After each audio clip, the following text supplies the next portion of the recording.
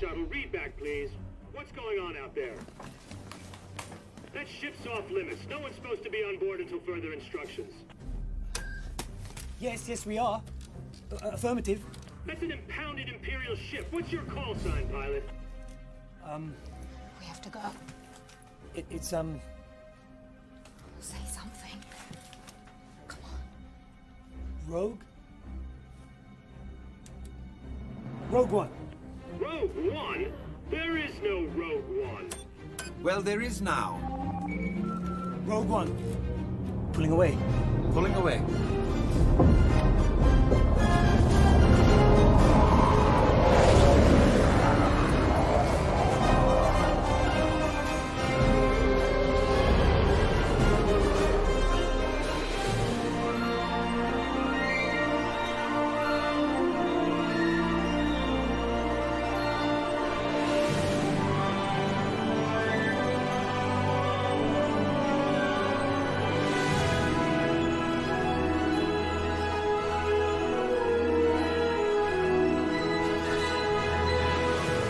Hello, everybody, and welcome to Friends of the Force, a Star Wars podcast. I am your host, Brad Whipple, and welcome to our Rogue One special.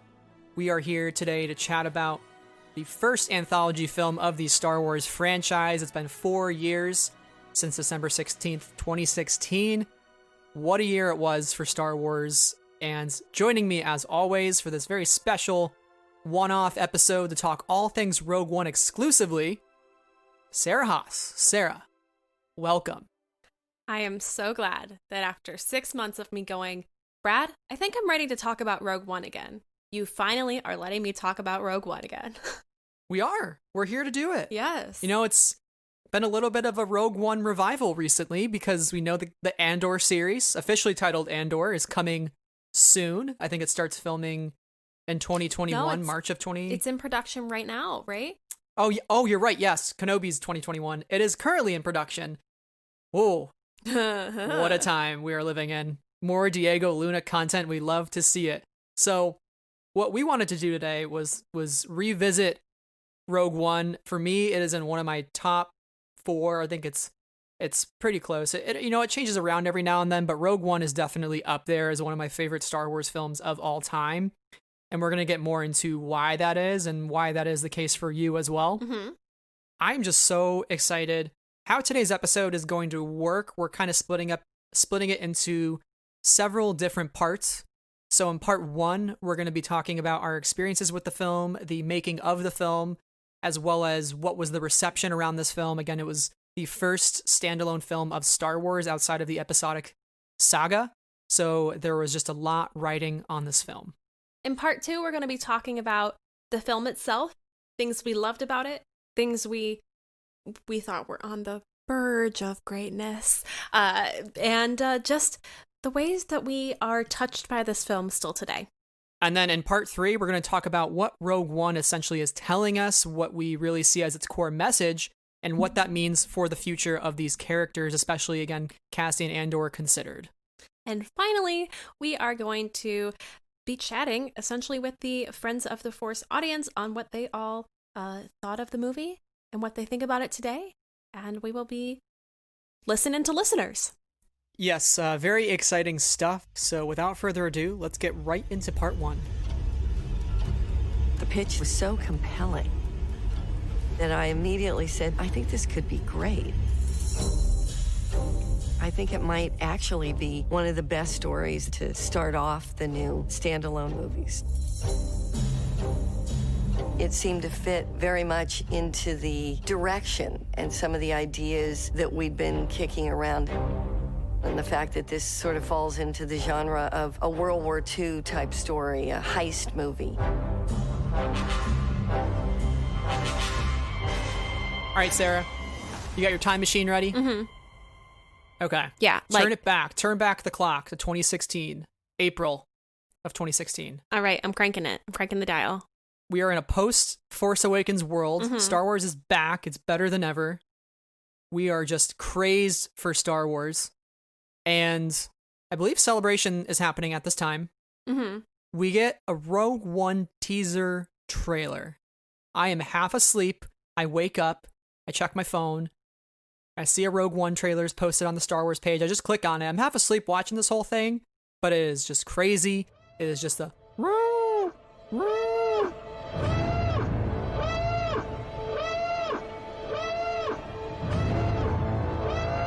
What will you do when they catch you? What will you do if they break you? If you continue to fight?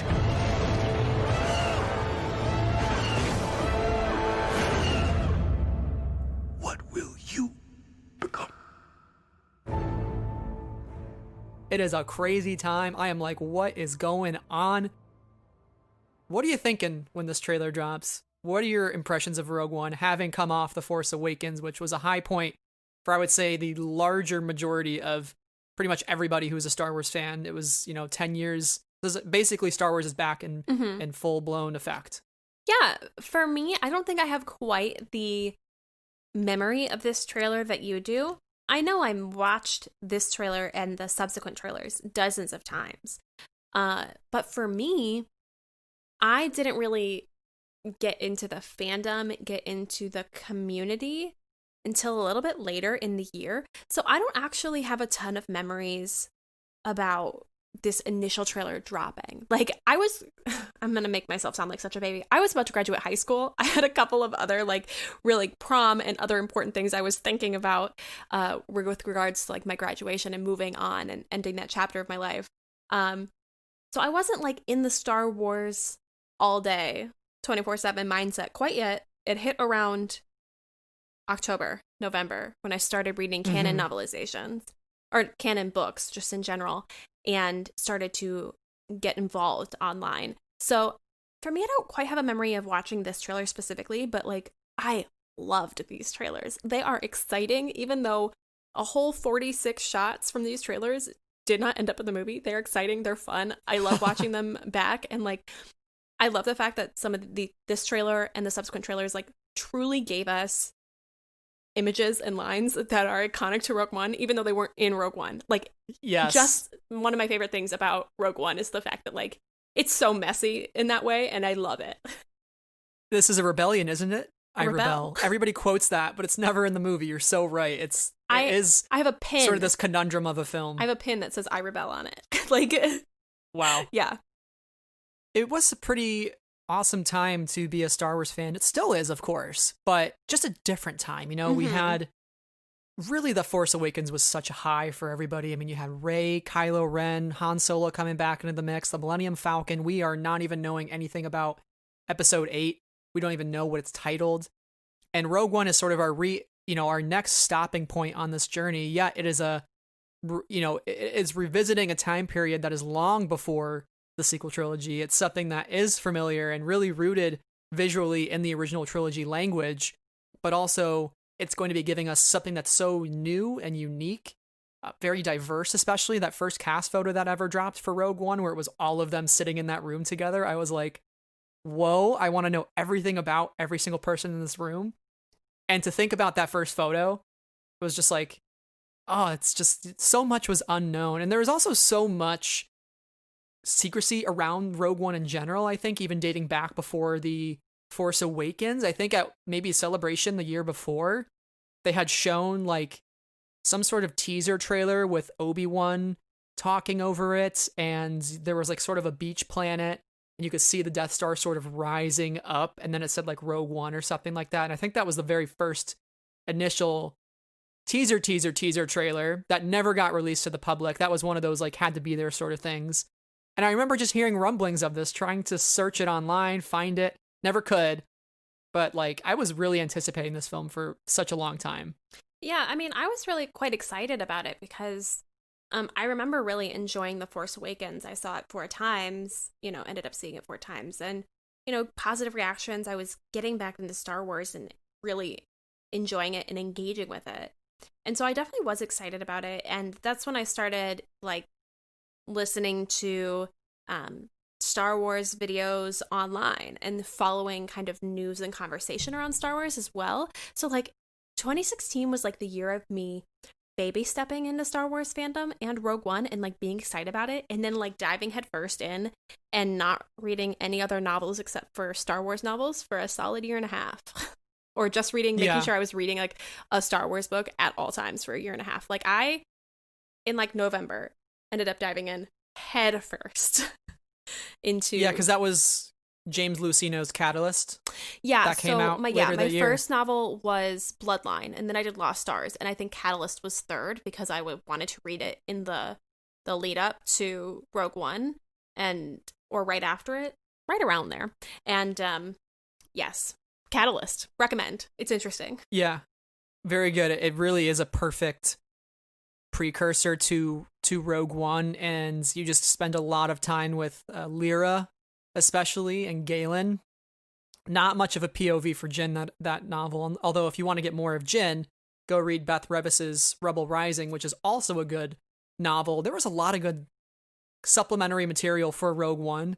Like, it was a time. It was a good time. There was just some good tie-in novels, and I really appreciated that and just heightened the excitement so much. And yeah, that second trailer, I remember just watching Michael Phelps beast it up at the Olympics. I think he won I think it was like the 9 or 12 gold medals that he won that year at the Rio Olympics. And Star Wars, they're like, we're gonna have this trailer on during the Olympics, and you're like, shit. And they did the final theatrical trailer, and it was insane to see that second one with so much more involved. And I think that was the first time we saw Darth Vader, but not until the very, very, very, very end of the trailer. And you only see the back of his helmet. And that was kind of like, hey, don't forget, Darth Vader's back. Yeah. He's coming back. And you're like, damn, that's so cool. Because we hadn't seen Darth Vader on screen in so long. Yeah, and who doesn't love Darth Vader? Right. I mean, some people don't love Darth Vader, but I would say that that's like some of the iconic imagery and lines and merchandising of Star Wars. Star Wars is so centered around Vader. So for you, when you finally were you bought your tickets, you're at the theater, what was your first experience watching this movie like? I was giddy. It was cool seeing stormtroopers and the sort of truly lived in universe feel again. Because as much as the sequel trilogy emphasized going back to practical effects and practical sets and, you know, using puppets and not relying on CGI as much, which I think the whole conversation of CGI versus practical, I think we're moving to a point beyond that now where it's like CGI is looking as good as practical, and those things cost millions of dollars to do, and they are actually great to use and great technologies and really, really helps. Something about the sequel trilogy was that it almost looked too clean sometimes. Like the new First Order armor was very clean, very like technological, like all their upgraded equipment and everything, and it didn't really have as much of a sort of like dirty original trilogy universe where like everybody's just fighting for survival under the Empire's grip. And I really like that specific time period, and that's why I like Rebels so much, especially. And I think as soon as we get thrown into this movie, it's like, you know, you see this really crammed planet that Cassian's on with a lot of people just congested, and you get the Wobani, which is the planet with the prison, and, you know, Jyn Erso's getting thrown around in the mud. Then you go back to Yavin, and there's that like rebel base that's all kind of scuffed up and has vines growing all over it. There's just all these environments that feel so tapped back into 1970s Star Wars. But again, bringing something new and advancing that story, and not like using old stuff to tell the story. More or less, the new stuff is still telling the story, but all these familiar elements are there with us. And that was what was exciting for me. I felt like I was getting my chance to go back and watch like A New Hope in theaters, and like seeing the stormtroopers, seeing the battles, seeing the ATSTs and the Death Star and all these things. I was just like, where am I? What is happening? I was just like on the Force Awakens mindset, and now we're like going back so far, and it was like really exciting. And then Vader's there. It's just like not something you think you would have ever gotten, but you do. And they take this, you know, small piece of Star Wars canon and turn it into an entire film, and that's the beauty of it. Yeah. I mean, for me, I saw this movie for the first time on the Friday at 3 p.m. I was dealing with my first semester of college finals, and I was like, that's when I can go, and I didn't have any friends to go with. So I went by myself, and I had the best time. I was there way too early. I was the only one there. Then this dad and his like 6-year-old or 7-year-old son show up. Then there's this younger kind of probably couple in their 20s that show up, and then I think there was an older couple, and that was it at this movie theater at 3 p.m. on a Friday, because like that's a weird time. It's a Friday, people are still working in school and stuff, and I had a freaking blast. And to this day, I still wish that there was a camera on me, because I know that my reactions were hilarious. The amount of times I just went, oh my god, oh my god, oh my, like in the theater. And then when the hallway Vader scene happens, I went, holy shit. Like I was whispering, oh my god, and then my oh my god got upgraded in that moment. But I was just so stunned by this movie and shocked by it, and I fell in love with these characters so fast. And to this day, I still want to cosplay Jyn. I still want to cosplay Cassian. I still want to cosplay literally everybody in this movie. They're all gorgeous, and I want to be them. But for me, I just had such a great experience watching it the first time, and I was so hyped about it. And then I went home. So the next time I saw it was at the end of the semester, was that weekend. And then I went home and I saw it with a bunch of my friends from home on the Sunday. And we saw it in IMAX. We had posters with us. And at the end of the movie, there were probably 8 of us there across 2 rows up at the back of this giant theater. At the end of this movie, the credits are rolling, have my knees up against my chest, my arms around my knees, me holding the 3D glasses in one hand, and I am ugly crying, like sobbing. And I remember my friend Nico turns to me and he goes, Sarah, it's time to go. Like, we have to leave the movie theater now. And I'm like, I can't. It's so sad. And we all got out of there. I think we all really enjoyed it. And my one friend was just so shook by like 3PO and R2 showing up and just some of the moments of this film. And I'm like, wait till this next moment, because you're gonna flip your shit even more. And I just had such positive experiences seeing this movie in the theaters, both by myself and with my friends. And it cemented this movie immediately as one that I really loved and really had a lot of adoration for. So my impressions of this film are very good. I find it to be very fun, and I love it very dearly. And I'm glad we got it, and I'm glad that we told this story and did it a little differently and had it feel a little different while also feeling familiar. Yeah, it was sort of this man on a mission film, which is kind of how John Knowles always pitched it. And we haven't really gotten this sort of gritty war film in Star Wars before. It was very much like watching a World War II film set in the Star Wars universe, and you really don't understand the stakes of it until you're at the very end of it. And by that point, it's like too late, and you're already crying and you're already feeling in your feels. And I saw it with my other friend, Sarah, who hosts the Sound Fake But Okay podcast, which is a great podcast everybody should listen to. It's about asexuality and relationships. Anyways, so I saw it with her, and I think we had to sit there in our theater seats for like the entire credit roll because we were just like so traumatized, and we were like, what just happened? Vader and everybody's dead. Oh my god. Like, you joke about, no spoilers. Oh, everybody dies. No, like, this is literally the first time where if you jokingly said like, oh, everybody dies, like, you're actually saying the truth of the film and spoiling it for everybody. And you kind of, I don't know, like, it's almost like, we were deceived by a lie. We all were, like, we're lying to ourselves the whole film, thinking we know this is going to end with them living. But like, you really should expect that when you walk in that theater, none of those people are going to make it out alive. Like, you really should expect that.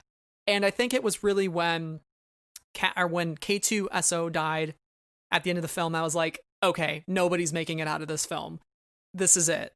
And then slowly, one by one, they all fall down. And that's sort of the tragedy of this film and what it teaches us. And I think we'll get into that after we talk a lot about our, favorite parts of the film, when we really try to dissect what this story told us and why it was important to the Star Wars franchise. But I really do think this film was the first time we had kind of seen the costs and the stakes of war. And also sometimes our heroes, the true heroes, aren't memorialized in the way we might like or want or think. And oftentimes it's the people who are the Jedi or the person that takes that final shot on the Death Star, or the princess, or the scoundrel. You know, those are sort of the legends that are taken into the future of the galaxy, of the New Republic in a post-Empire world. Those are the people that are whispered about in the different bars and the different cantinas. It's never people like Jyn Erso or Cassian Andor whose stories are continued. You know, Baze Malbus. Nobody's talking about Baze or Chirrut in the New they're Republic. wrong. And they're They wrong need for to that, be. right? But Chirrut's the one who flips the master switch. He's the reason they get the message out. Bodhi Rook is the reason. He's the one that sends the message to tell them you need to take down the Shield Gate. Nobody knows their names. Absolutely nobody. Yes, people do remember Jin's name, you know, but really, it's just like that's the war. That's the war. That's how the cookie crumbles. Unfortunately, it's a really sad story, but it also has you cheering at the end of the film for their victorious moment, knowing where it leads into A New Hope. Which, by the way, I was so shocked. This film was like, drop the mic. We are actually like, this film butts up right next to A New Hope. Like, you can watch the films back to back, and it is like within minutes of each other. Yeah. Minus a hyperspace jump to Tatooine. You know, it's crazy. It's crazy. It is definitely like a really bold move to push them so close. And I know that we got that with Force Awakens and Last Jedi as well. But this is completely different because these movies separate in their making by 40 years. Like, that is a completely wild thing, and it means you really have to match the visual language of the movie up perfectly. And I think they did a great job of that, and we can talk more about that later. I'll go on about it forever. But I think it's also really important to mention, in the winter of 2016, right around the time of this movie coming out, with this movie ending on a message of, you know, Princess Leia saying the word hope, what if he brought us hope, is that Carrie Fisher's passing happened right around this time as well. And I think for me that affected, first of all, that was devastating and like a loss I will probably never get over. But I do think it affected how I saw the movie and how much I put into the movie emotionally, because it was not subtle in its message of hope, and its message of better days, and its message of being a part of something bigger. And I think I put a lot of my feelings about Carrie's passing back into that movie, and to think about it now and to think about how I felt. Because like on the day that she passed, I actually had a plans with friends for them to come over to my house and watch The Force Awakens while we played Star Wars Risk. And we all woke up that morning to that news. And I remember us all saying to each other, like in our group chat, be like, hey, do you guys want to still hang out? Or do you want to be alone today? And we still got together. And I think that was really valuable for us because it reminded us about community and about the importance of like being with people and celebrating these things and celebrating one another. And I know I'm now speaking in very meta terms about this movie. I'm not really speaking about the movie at all, but I think we would be wrong to not even mention that in this episode. Yeah, she passed before my third watch of the film. So I think she actually, when I saw the film, found out about her passing after I came out of the movie. Which I was like, that's a whirlwind of emotions right there, right? Because going into the movie, I'm like, she's in the hospital, she's not doing great. I come out and she's gone. And I'm just like a wreck. You know, I'm absolutely a wreck. So yeah, I think that definitely plays a part in the memory of this film and what it does mean to us, because it is sort of like, you know, you have nostalgia for things based around these sort of landmark events in your life. And Rogue One is one of those things where I can remember exactly where I found out where Carrie Fisher passed. And I remember exactly like what seat I was sitting in when I watched the film, because it's just like one of those flashbulb memories, you know, and you really carry that with you. And I think that's why we hold certain films in such high esteem, because they're memories that we, for good or bad, take with us forever and can't ever really let go of. And you kind of have to hold on to those great memories of Star Wars, because yes, even though you may not like maybe one of the new films or maybe one of the new TV shows, I think as a connection to a franchise and to stories, you kind of have to keep latching on to the ones and holding the ones that you find most joyous close to yourself. And Rogue One is definitely one of those films for me. So I want to talk about the making of the film. Yeah. So before we get into the sort of conundrum of reshoots and Tony Gilroy, Sarah, why don't you give us a little bit of background on the initial making of this film straight out of the art of Rogue One, A Star Wars Story? Yes, first of all, shout out to The Art of Rogue One, A Star Wars Story, written by Josh Kushins, I think is how you say his last name. Kushins. This book is a great art of book, and it definitely is painting a narrative in a very particular way, because we will talk about all this craziness with regards to reshoots, but it features some excellent art, and I think it's put together really well. So shout out. But in the first 45 pages of this book, we learn a lot about the really early comings together of this movie. Firstly, John Knoll, our hero, the legend. Thank you for this, original treatment of the story. So in 2013, Star Wars Lucasfilm announced that they would be making Star Wars films not related to the saga. These anthology films or Star Wars story films or whatever way they called them initially, it's definitely changed, and it's definitely changed since 2016 and 2018. And who knows anymore? But 2013, this was their plan. John Knoll gives them a treatment, which is the origins for this movie. It's 7 pages. It's called Destroyer of the Worlds. It also includes character bios. Kathleen Kennedy and Kiri Hart seem to come out of a meeting really on board with this idea. I think in the book it says they were glowing about this idea. So they've had a lot of belief in it from the get-go, telling John Knoll that this was the next project that they were going to do. Greenlit, fast-tracked, this is it. And so Ryan Church, who was a designer, I believe, he said it was a heist thing, a kind of Mission Impossible meets The Hunt for the Red October. Militaristic, streamlined, and contained. I think John Knoll came up with a small reel about kind of what he wanted it to feel like, and it kind of felt like this.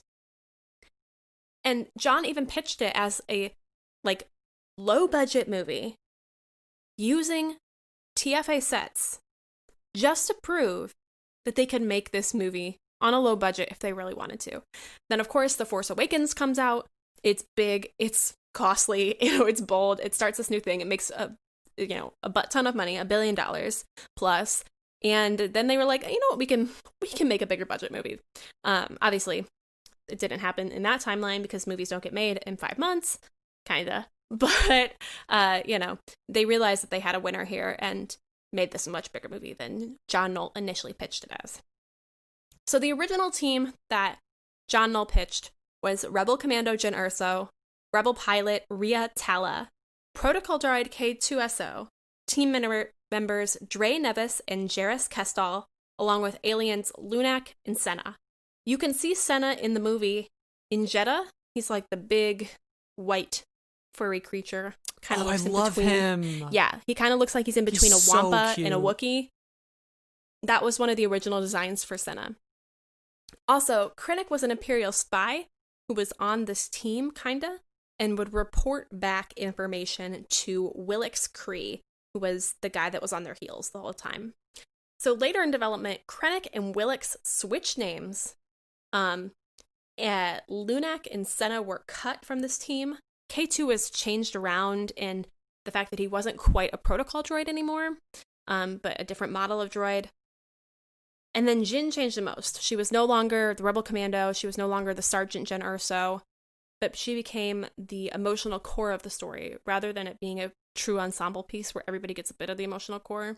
It still kind of happens in this movie, but this movie now centers around Jyn and, her family. So she was given a Jedi mother in exile, a younger brother, and her father, Galen, the Imperial engineer. Obviously, that changed a little bit too. But the bones of that are still the same today. Yeah. And her mom's still, a bit of a Jedi worshiper. And we get we get that too in Catalyst that's expanded on, which is another reason you should read that book. She's very tapped into the idea of the Force and the Jedi, and she's kind of trying to carry those stories on with her daughter.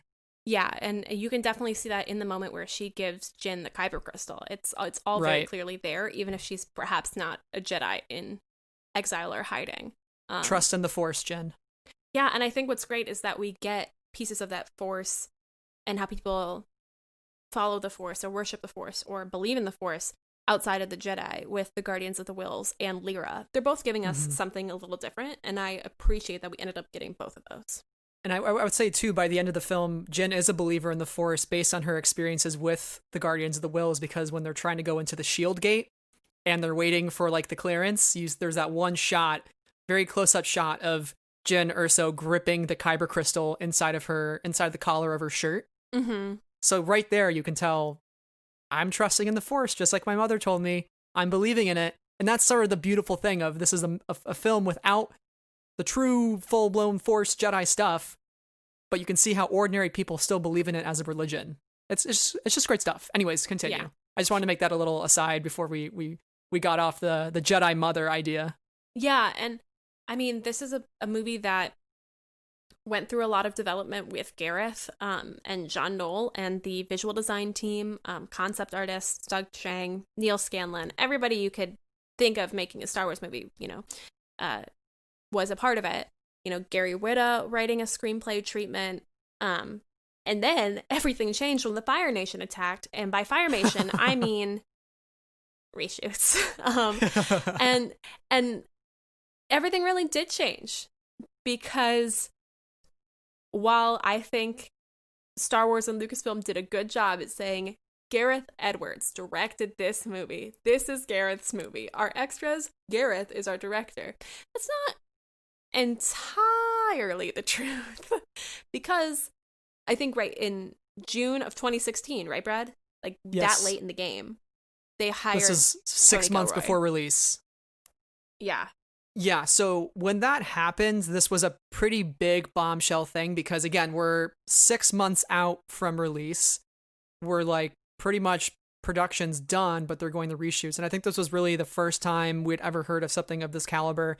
And, reshoots happen on every film, but I think with like a Lucasfilm project, especially, and in the Star Wars universe, those things tend to pick up news much more readily and easily because it is Star Wars. It is Star Wars. Oh God, there are reshoots. It must mean the film is in trouble. I think that is often the spin that these things get with Star Wars films. And according to, I think it was Tony, he said that there was some trouble when he got there. And these are his words, there was trouble at Lucasfilm. And he said he got there, it was kind of a mess. Gareth was still trying to figure out exactly how he wanted to tie in the movie narratively. And I will preface this whole conversation of the reshoots that we're going to have because it's fascinating stuff. We're not presenting it as sort of a critique of the film or a bad thing.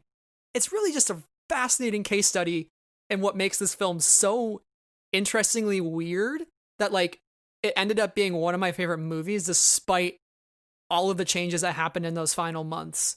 And the fact that, according to Ben Mendelsohn, in an interview with him, he said there were at least 20 to 30 different scenes that were drastically different. And it's almost two entirely different cuts of the film. I mean, what I would have given, or what I would give today, to have been a fly on the wall during the last year of this movie. Like the wrapping of filming, the edit, and then being like, this isn't quite it. We need to bring in Tony Gilroy.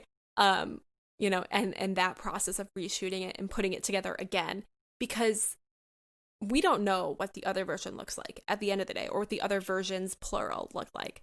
We only have the very limited information from a very limited number of people who have told us their side of the story in limited ways, like truly. So attempting to put this together is difficult because we have no way of knowing what went down at the ground level. But it's really fascinating to see the articles we've gotten since then about it that give us glimpses into the trouble that was faced by the production team and the measures they went to fix it.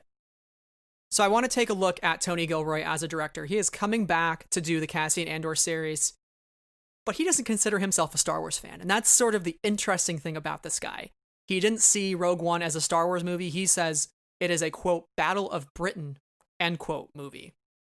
So he's really coming into this sort of not being afraid to try something new and try something terrible.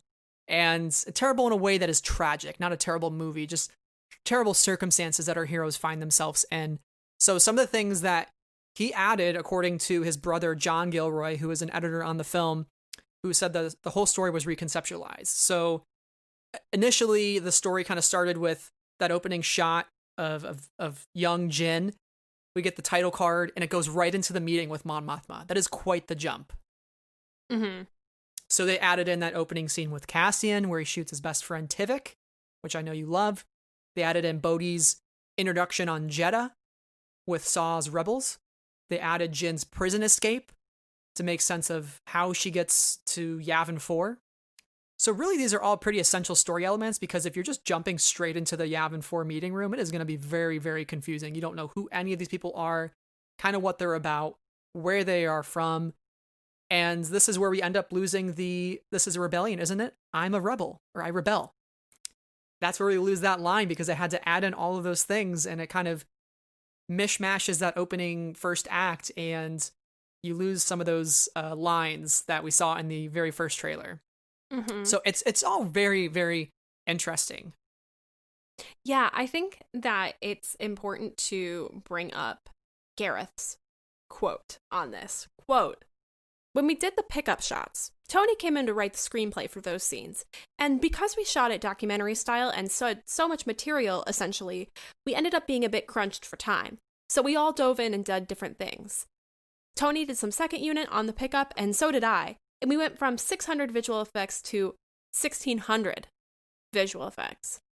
More than 2 times the amount of visual effects. Yes, which is crazy, because that means it happened, like, literally in the last 6 months of that movie's window of, like, we can fix it up until, December 14th or whatever, which is way too late of a date. But there's a lot in this quote that he's saying and not saying.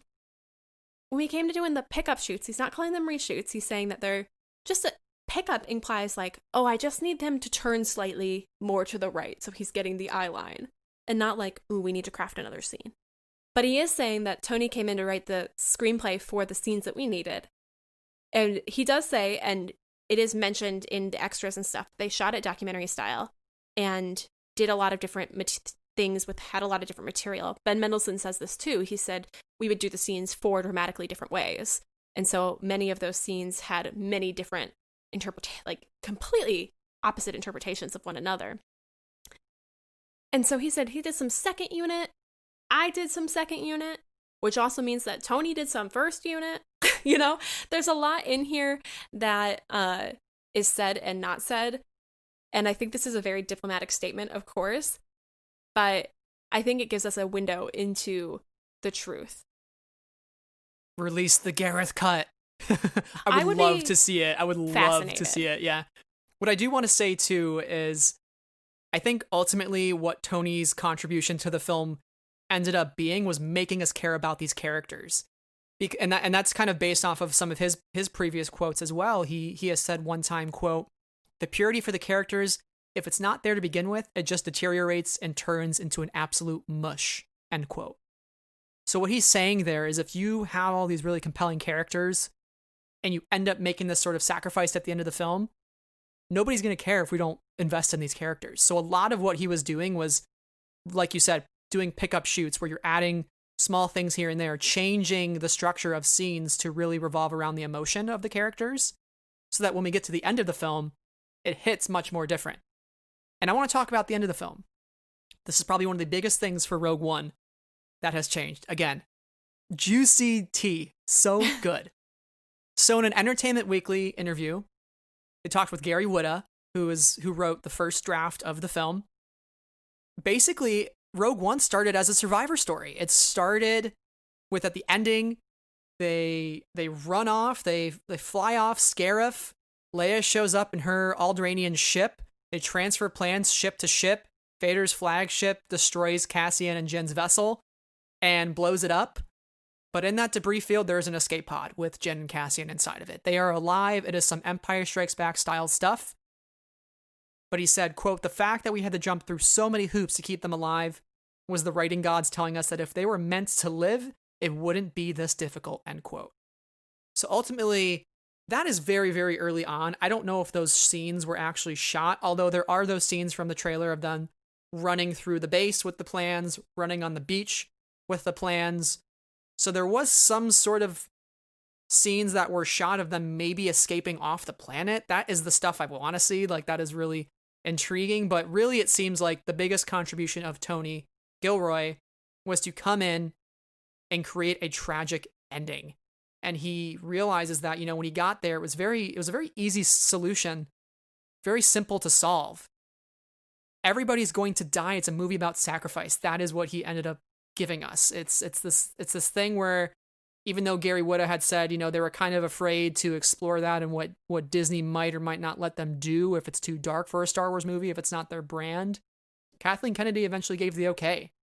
And that was pretty shocking to get this dark of a Star Wars movie. But I'm really, really glad this is the direction that we went in, because it raises the stakes of that sacrifice and makes it more meaningful. Because I think if you were to try to find a convoluted way to let these heroes live, it wouldn't have had as big of an impact on audiences. And I think this is why Rogue One, as a legacy both inside and outside the Star Wars universe, still is being talked about today as, like, you know, pinnacle Star Wars, and like great Star Wars, especially in the age of rebellion. I think when we think about them living, or the potential of them living, we have to think of, like, okay, but where were they in the original trilogy time? Like, if they completed this crazy mission that is integral to the original trilogy, wouldn't they be heroes of the rebellion? Wouldn't they be celebrated and lauded and known throughout the galaxy? So it's kind of that question, or not the question, but that reason why, like, there, people are like, well, the Revenge of the Sith novel isn't really canon because, like, he doesn't mention Ahsoka. You know, it's kind of one of those things where it makes sense for them to die in this movie, because to me, they would have had to have been such big players in the original trilogy timeline and still going on the most exciting missions because they just completed the most impressive and impossible task by getting them this plan. So it is really interesting, because I wonder if they actually had that whole living ending, because Gary Whitta says, but we never explored it being them all dying because we were afraid that Disney might not let us do it. So I wonder if they, in talks between Gary and John and Gareth and putting this movie together, they were like, well, let's have a couple of them live. Let's figure out how to do that. So, you know, there's spin-off material potentially. There's the ability for it to play to the brand, all of this stuff. Right. And there is one shot in the trailers that was never ended up being in the movie, where it's Cassian and Jyn in the cockpit of a ship. Cassian on the right, Jyn on the left, and she looks at him and she says, "Good?" And he says, "Good." So it makes me wonder if, like, that's a celebratory moment between these two characters. And, like, outside of the ship, it's very yellow, very up. So it kind of makes me wonder if that's, like, explosions, you know, or what have you. I'm not really sure. I could be just putting on my tinfoil hat and making something that fits into a narrative that I want, but I find that to be really curious. So I do think that, like, ultimately we got something that was really good and really enjoyable. But the story of these reshoots and everybody's contribution, because, you know, Tony came in to do, like, direct the whatever he needed to do for this movie. And to do that, he had to write scenes. In addition, John Gilroy, his brother, came in to re-edit this movie, recut it. So, like, these two guys came in. There are probably other people that also came in. He said, like, nobody had big drama, but they did have to talk to a couple departments or whatever. There was something, a quote like that I thought was really interesting. I was like, I wonder what this means. But it seems like they knew what they had to get done, and they had to do a lot of work very fast to get there. And I think another really interesting quote is that it's not like Tony Gilroy sat down with other screenwriter Chris Weitz to write the screenplay together in their houses and be like, oh, did you see what I did on scene 6? Isn't this a beautiful scene? It was like, I had to write 20 new scenes. It's this much of the movie. And they gave him a screenwriter credit for it. Yeah. I mean, by August, he was in a pretty large leadership role on the film, according to The Hollywood Reporter. So it's a pretty quick turnaround, but I think we bring all of this up because it feels like we really need to talk about Rogue One. We're looking at a more holistic approach to this film and, like, how we got the incredible film that we did. And it just really goes to show you that when you hear about reshoots, it doesn't automatically mean it's a bad thing. I think we tend to think that, but really reshoots can be a very good thing, because I think this film could have landed really weirdly if they just all lived, and that would have had more questions than answers. And I think it's very fascinating too that now he's being brought back to do the Andor series, and I'm excited to see, given the fact that he's not really quote unquote interested in Star Wars, end quote, what he gives us. You know, is he willing to take some risks that other people who have a very close attachment to the franchise aren't willing to take? Is he willing to give us something that's a little more gritty, more tragic, more emotional, and really deliver a story about Cassian Andor that is about loss, all the loss that he experiences, that he brings up to Jyn. You know, I've seen loss. I've been in this fight since I was 6 years old. There is a lot of stuff there to mine, and I think Tony Gilroy could be the one to do it, because he's the one that came in and said, no, they all die. You know, and I think he's the proper one to tell that story now. And I mean, I think it is worth saying and worth like differentiating. Reshoots don't always mean that a movie is in bad shape, but sometimes it does.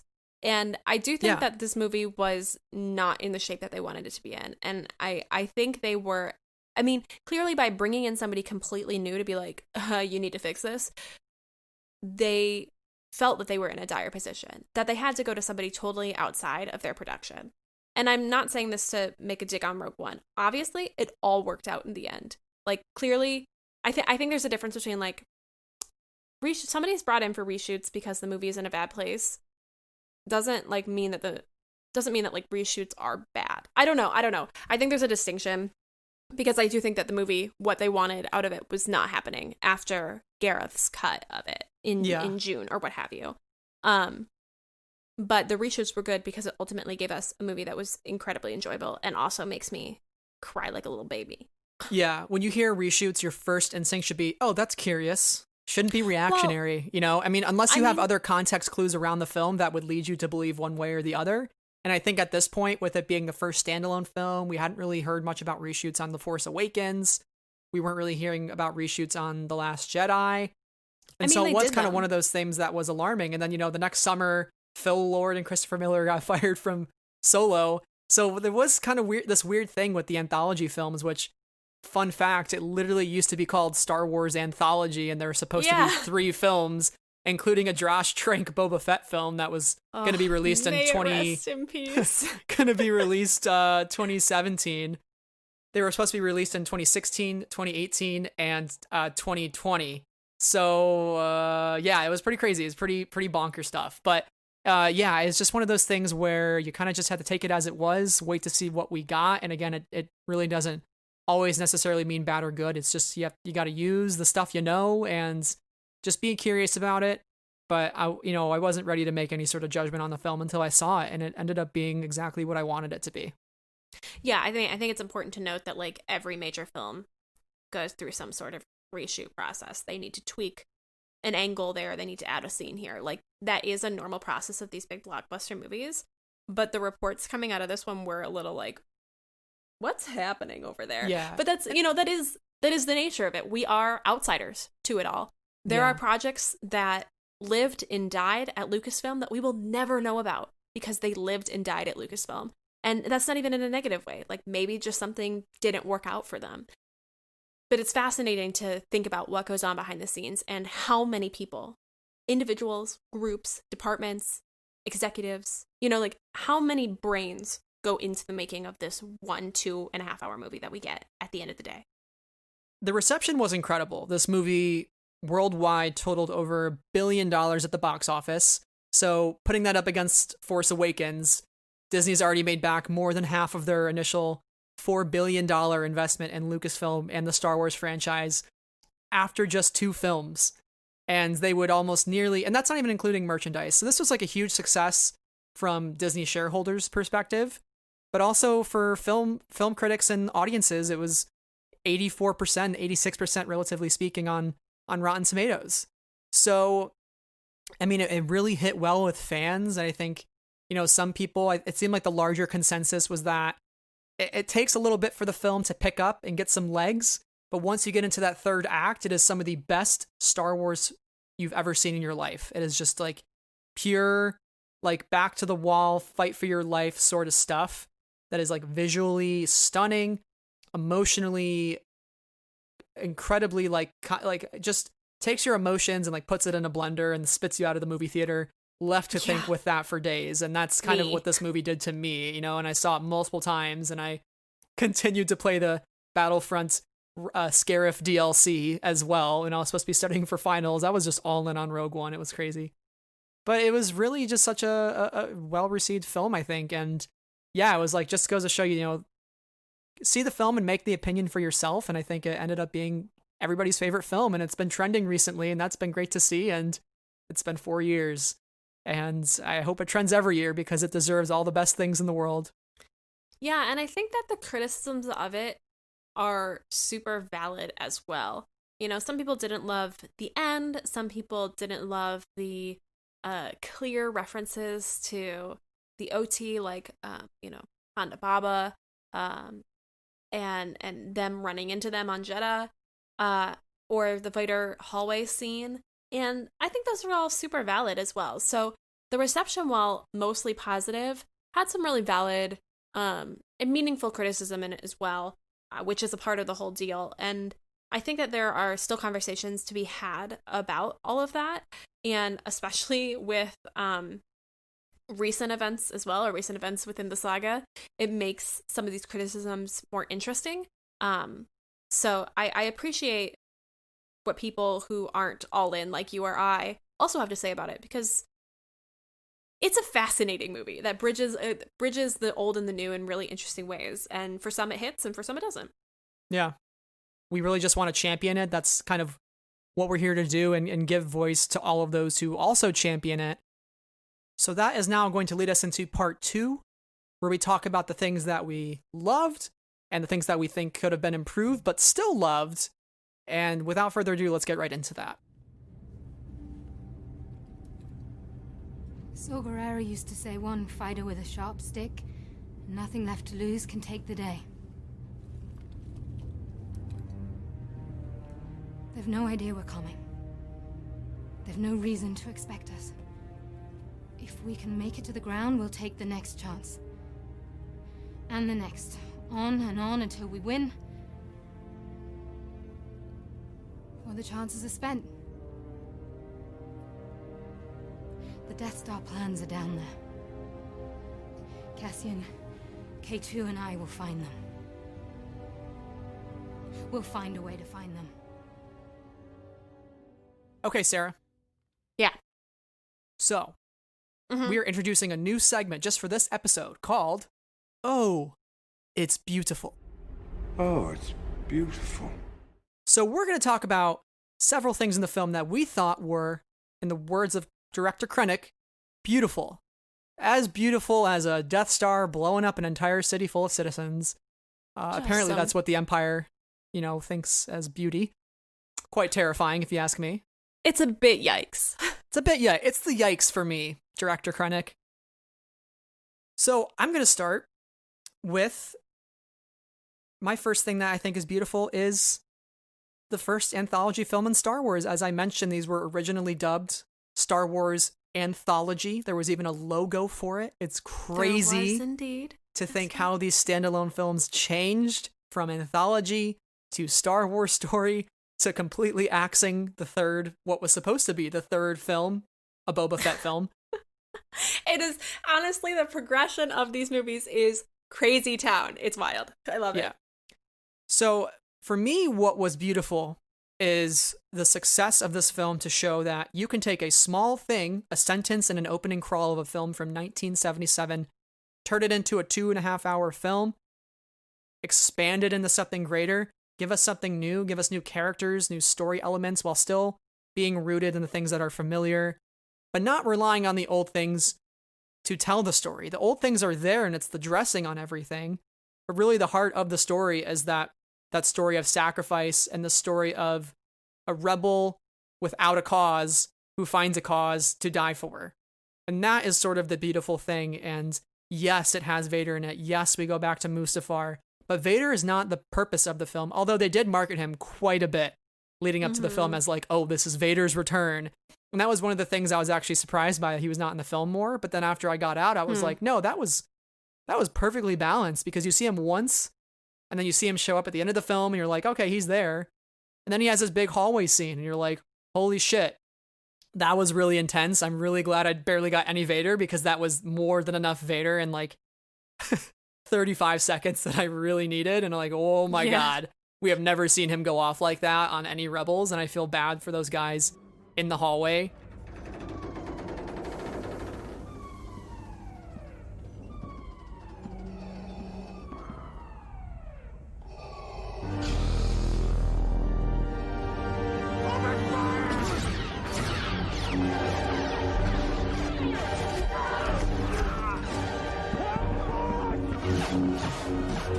Fun fact, Gareth Edwards is actually the one that pulls the switch to release the Tantive 4 from the Profundity, which is the larger ship that's attached to.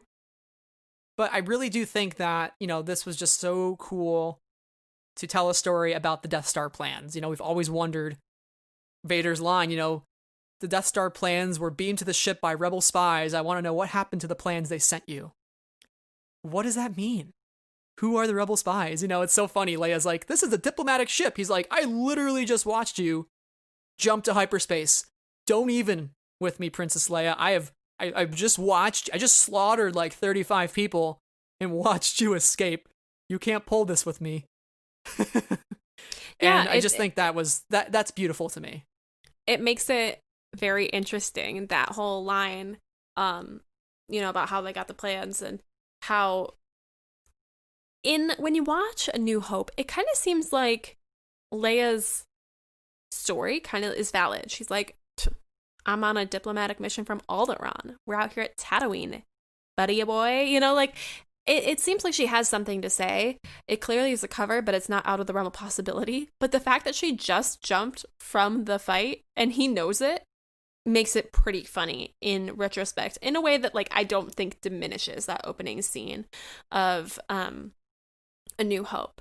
And I also think that with this being the first anthology and it bridging the gap between, you know, these plans, this mission, and A New Hope, I think that the visual language of Star Wars and merging the old 70s original trilogy styles with the new technology, quite literally the new lens of filmmakers today, like Gareth and Tony and you know, like Kathleen and everybody, you know, merging those two sensibilities and visual language on screen works so well. So not only is it like the story elements that we're kind of using to make the story feel real and authentic to us, but it is the stylization of the movie, the visuals, the sets that they're living in, the way that it's lit, what they're wearing. And I have nothing but the utmost respect and admiration and awe for the creatures team led by Neil Scanlon, for the concept art and design teams. We often think of Doug Chiang, you know, related to them. And everybody who was involved in making this world feel so lived in, yet so new at the same time, and really merging these two time periods of making the films and when the films take place really seamlessly. And I think a great example of that is the Alliance meeting. So we're seeing this through the lens of 2016 and all these different people, different types of people in the costumes, even women, men, people of color, people you'd never think of to be in the Star Wars in the 70s. But it feels lived in. It feels like the authentic base. It feels like something that would be really be going on there in the way that it was going on there. And I think that worked really beautifully. Oh, it's beautiful. Sarah, kick us off with your next one. Yes. So we've talked about it being the first anthology movie, but I think one thing that is super beautiful in this movie is just the intro, the prologue, right in the beginning, Lamu. I think it's really striking. It introduces us to our characters and gives us the backstory without giving us too much. One image that really stands out to me is when Krennic's ship is flying over these beaches, these black beaches, and the green hills, and we're getting the ba da da da da ba da da da da as, you know, everything is about to go wrong for the Ursos. I think it's just so intimidating and ominous, and I think it works brilliantly this whole prologue to set up our characters and to set up the story.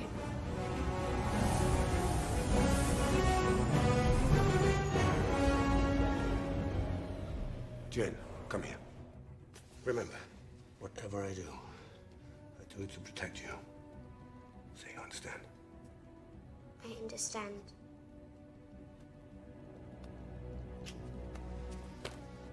I love you, Stardust. I love you too, Papa. Galen. Go. Also, blue milk made an appearance. That was wonderful. People were raving about the blue milk that Lear had poured on that counter. Yes. You know, this was I think too, you know, speaking to Michael Giacchino's score as well, I'm a huge Lost fan. There's a lot of Losty vibes with the music, and I think this whole scene and the intensity of it really brought me into his score. I don't think it's the most memorable, but we'll get into that in a little bit, but there were definitely moments of like pure just, you know, like intensity in that music and feeling your heart pounding through your chest. And, you know, Jin crawling into that hole, going down there, hiding. You feel that. You feel like kind of the terrifying nature of these new death troopers that we're getting introduced to, how they don't really talk and they just go like, wah, wah, wah, wah, you know, and that's kind of scary. They don't really have voices and you don't know what they're saying and you don't know if they're, you know, humans or robots or what's going on. And yeah, a great setup for the film and really even giving us an introduction to Galen Erso, who plays such an integral role for Rogue One and for the Alliance, subtly, you know. Troopers down, section 9. Are you crazy? I'll never climb out of here, my arm! Get out of the way. Oh! Calm down. We'll be all right.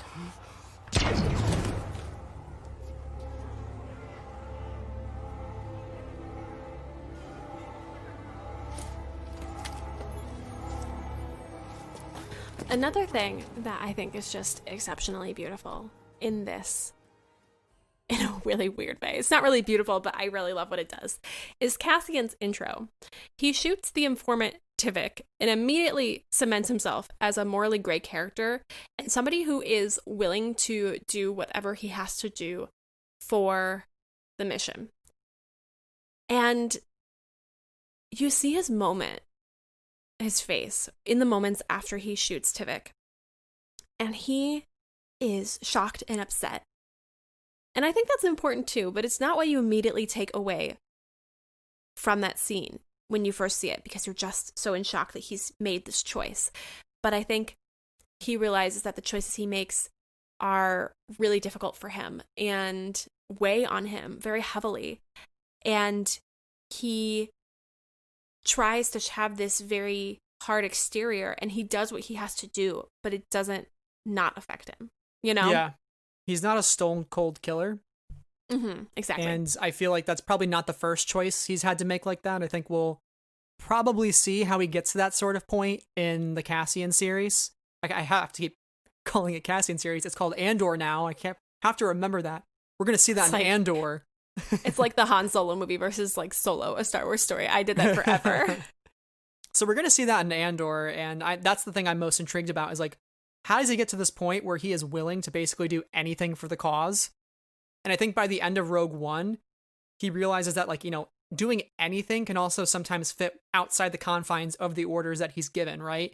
You know, he argues with Jin later on saying, you know, oh, so they're orders and you'll just follow them? You'll just kill my dad? And then the orders from that council is not to fight at Scarif. The odds are too overwhelming. But he still makes the choice anyways. He's like, I want to be a part of this cause. So he's really going against the orders there. And I think that's the fascinating character journey of him in this movie is he's not always going to live by the law. And that is the moral grayness of him. And that's really cool and inspiring to see. And I want to explore that more. Yeah. And I mean, we initially get that with the Edu mission, right? Yeah. He's told that he has to snipe Galen Erso down. And then everything kind of changes when Jin sees Galen's message and sees how broken up she is about it. And him realizing that he can't be the one to kill Galen because it would ruin his trust with Jin, and it would destroy her. It would destroy her, and it ultimately does hurt her so bad that like her father is dead. But he realizes the care that like she has for him as well, and chooses to take that different path. And I think we get that him changing throughout the movie, and I think the setup is so important for that change.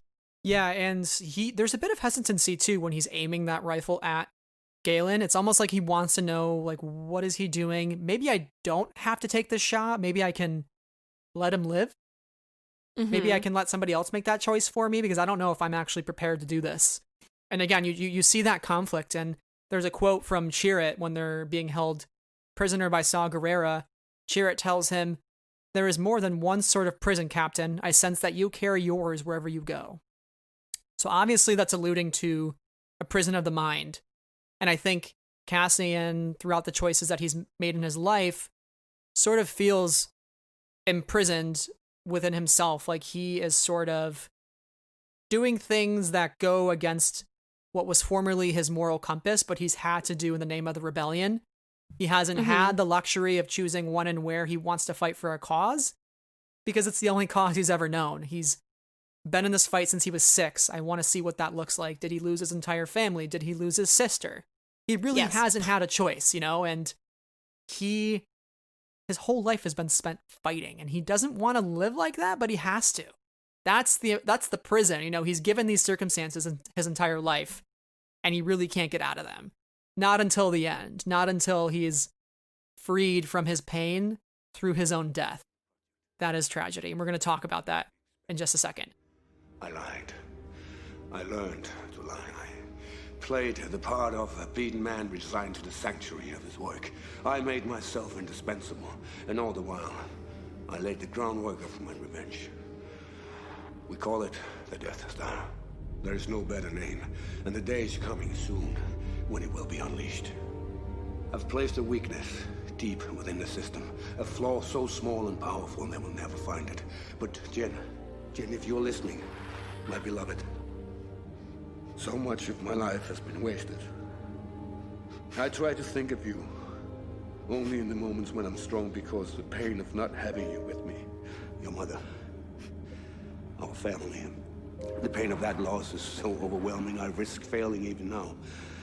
It's just so hard not to think of you. Think of where you are. My Stardust. So my next thing is Galen Erso's hologram speech. This was when Galen Erso became one of my favorite Star Wars dads, and also answered the long-awaited question of why the heck did the Empire build a big giant hole where you could just shoot a proton torpedo into it and blow an entire station up? Well, let me tell you, folks, it's because of Galen Erso.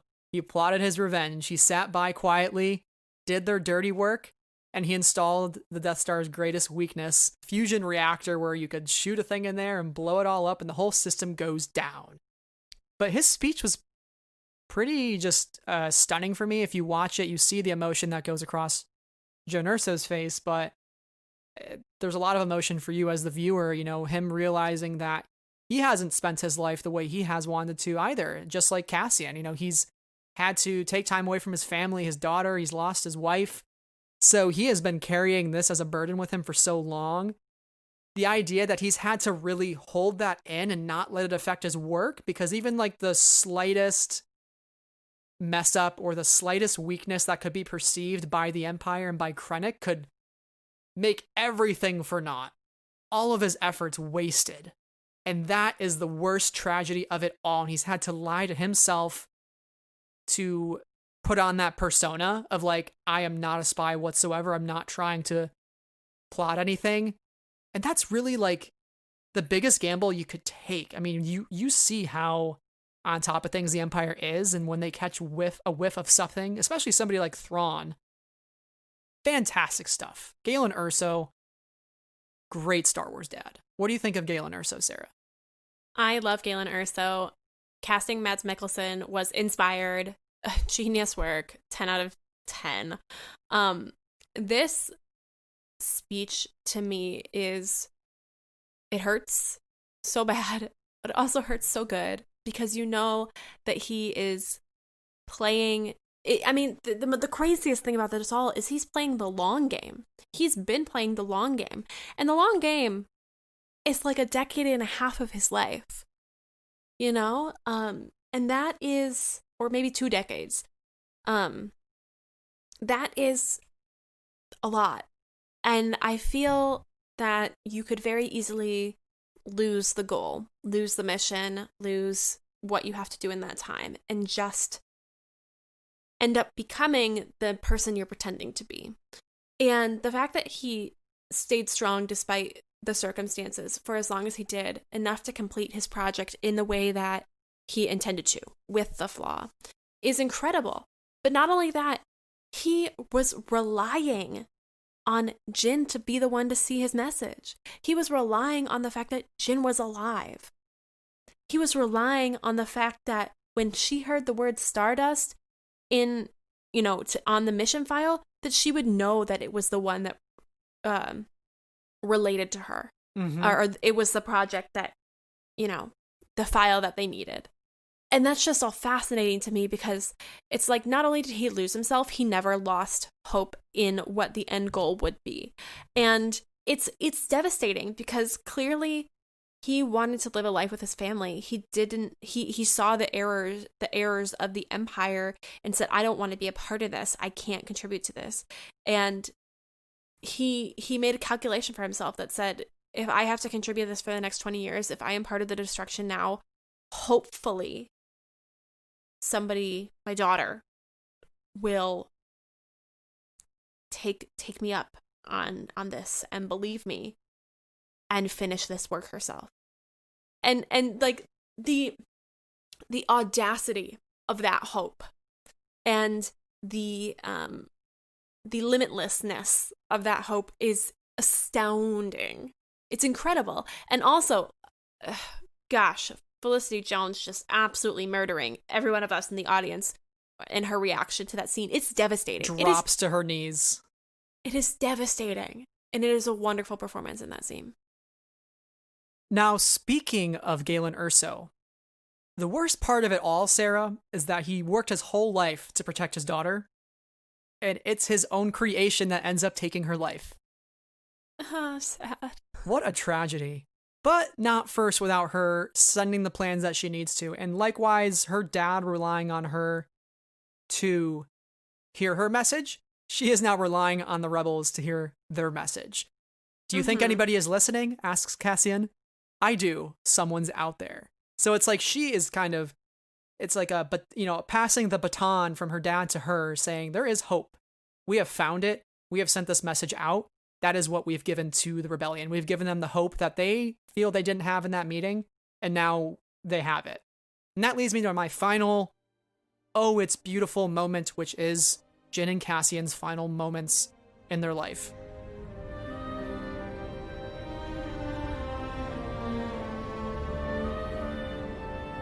Your father would have been proud of you, Jin.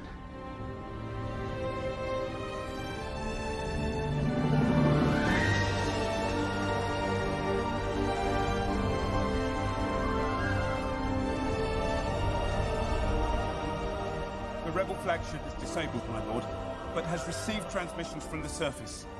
Prepare a boarding party. Yes, my lord.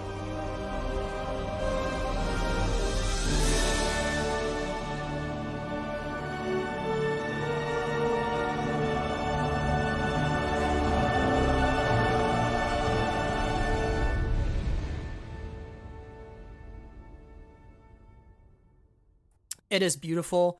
The music that plays is some of the most heartfelt music in all of Star Wars, despite somewhat of a weak score overall. This is the thing I always go back to when I want to hear the soundtrack. And, you know, them in the elevator, them being very intimate and being close, and I thought they were going to kiss, and I ship it. I'll tell you what, I ship the hell out of this. Oh, yeah. Yeah. It's very, very emotional. It's something that is just pulls at your heartstrings, tosses you around unexpectedly, and it's like the biggest once, you know, it's the biggest 180 possible when you get to the Vader scene in just a couple minutes. But, you know, him telling her your father would have been proud of you is like almost his acknowledgement that I believe everything. Your father was right. And he'd be proud of the efforts that you have put forth because he was fighting the same cause as you, and that's why he'd be proud of you. I believe you, Jyn Erso. I believe that your father was a good man. I believe that you are also your father's daughter, and you are just as good of a person as he was. And look what we've accomplished here. And it follows that thread of both Lyra and Galen telling Krennic, you'll never win. And we end with Jyn Erso saying, you've lost. That is super powerful stuff. I also think in this moment that the line of, your father would be proud is to say that this sacrifice, this thing that we've done, this sacrifice we've made is not for nothing. And even though we didn't get to finish the missions ourselves and blow up the Death Star ourselves, he would be proud that you've helped him and have continued his mission and have made the most crucial step to finishing it. And I think that's really important too. And it's devastating because she does get destroyed by his creation, but it isn't for nothing. And that's what the hopeful part of it but for Krennic, it is for nothing. Krennic will not get the glory in death. Krennic will not get the fame. They will lose. He just gets blown off that tower. So good. And, oh my God. That the trajectory of that blast is just hilarious and genius. I love it so much. His own arrogance blinded him. He waited so long to take Jyn's life. He's like, you have lost. And then he gets shot and he just dies like a little wimp. He got shot in both shoulders in this movie. Ouch, man, those joints. And this is all too to speak to Jyn's story and to round out here. We talked about this being a movie about Jyn Erso. So even though we get the emotional beats of all the other characters, this is really her film. Cassian tells her, we don't all have the luxury of choosing when we want to fight. And for her, she tells Saw Gerrera, the Imperial flags that reign across the galaxy, not a problem if you don't look up. I'll just keep my eyes down on the ground. I'll do my work, I'll get by, and I'll be fine. Doesn't affect me whatsoever. So this movie presents the idea of, yes, you can live your life in that way. That is a privilege. It speaks to our own world of movements that happen in our own society.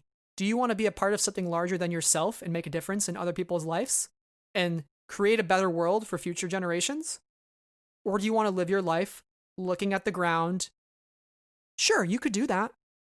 But when you leave this world, what's the impact that you left? What is it that you've done to make a better world than the one you came into, right? And so for her to have this very triumphant speech of, what chance do we have? The question is, what choice? Run, hide, flee, scatter your forces? You give way to an enemy this evil with this much power, and you condemn the galaxy to an eternity of submission. The time to fight is now. It's by this point in the film that she realizes she has no choice. She has seen that her father had no choice. He had to fight his whole life to give them the choice. And if she doesn't carry that out, she is all of the work, all of the sacrifices he made is for nothing. All of the sacrifices that Cassian and the rebellion have made are for nothing. She is the key to all of this. And she's got to carry that out for both her father and for a better galaxy. He didn't get to live the life the way he wanted because of the Empire. And that, just seeing her kind of progress from looking down at the ground to now wondering who is up. She is looking up. She said, it's not a problem if you don't look up. She spends her final moments looking up at the space battle, wondering, did anybody receive our message? And they did. And that is beautiful. Yeah, I think when she sees her father's hologram, it's all put into perspective for her. I think she had such a singular, selfish survival point of view, not all of which is bad in the sense that you do need to survive. And when you're in dire straits, you have to do what you need to do to survive. At the same time, I think she recognized the sense of urgency with the Jedha explosion, or the Jedha, decimation rather, and the hologram.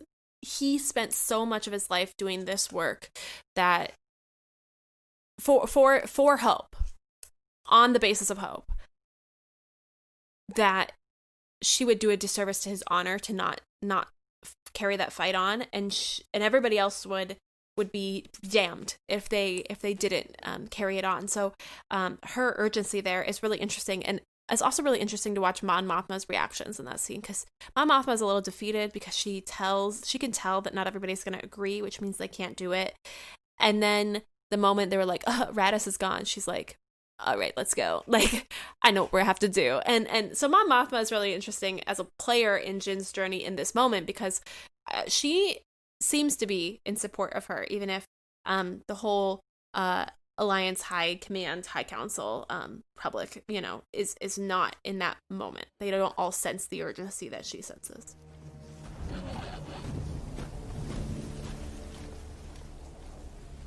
What is it you want? The work has stalled. I need you to come back. I won't do it, Krennic. We were on the verge of greatness. We were this close to providing peace and security for the galaxy. You're confusing peace with terror. Well, you have to start somewhere. All right, Sarah, so this brings us to our next segment called We Were on the Verge of Greatness. We were this close. This is where we're going to be a little more critical, but not like down critical. Like, we're not trying to bring the movie down. Things that were really, really good, but not quite there. So close. We were on the verge of greatness. Krennic's giving us some great segments here, just saying. Yeah, yes, we love him. So I want to start with the first movie to never have an opening crawl. This was a big deal. This was a huge deal. We were all wondering, and this was a choice by Lucasfilm to say, we are differentiating this film from the saga by no crawl whatsoever. Still have a long time ago in a galaxy far, far away, but it just jumps right into it. And then we kind of get this like very random Rogue One title card, maybe 15 minutes later when Saw finds Jyn or so. And when you compare this to what we got in Solo, which Solo was kind of this a long time ago in a galaxy far, far away, followed by this sort of string of words, which was like an opening crawl, but not in the traditional sense of it literally crawling. It was just that we were getting the words as sort of flashcards on the screen with the design of the a long time ago writing and coloring. Then we get Solo. I actually loved that, what Solo did. The Rogue One title card kind of grows on me, over time. But I would have really loved to have seen if they had done Rogue One in the style of the Solo opening and the title card. Kind of just an interesting thing to think about, but it was one of those things that they were kind of still trying to figure out the identity of these anthology films and how they'd be titled, what they would include to sort of introduce people into the universe and establish what the timeline is for, especially the general audience who doesn't know where this sort of fits in with the movies they know. Yeah. But just an interesting thing. Yeah. It works. It ultimately works that it's not there. But it would have been interesting to see if they did the same thing like they did for Solo, if they had figured that out prior to Solo. I would have loved to have seen what they would have written for Rogue One. So something I think was truly on the verge of greatness is Michael Giacchino's score. It's a score that I really actually quite enjoy in context, and the one exception to the rule I'm about to talk about is the Jyn Erso Hope Suite, which makes me cry every time it comes on. I get completely blindsided by it when it pops up in a playlist, and I'm like, oh no, I'm crying now. But to me, the music is not super memorable outside of the film. If you asked me to hum any number of Star Wars pieces, Cantina Song, Across the Stars, Rey's theme, Kylo Ren's theme, the parade sequence at the end of The Phantom Menace, I could hum any of those for you right now.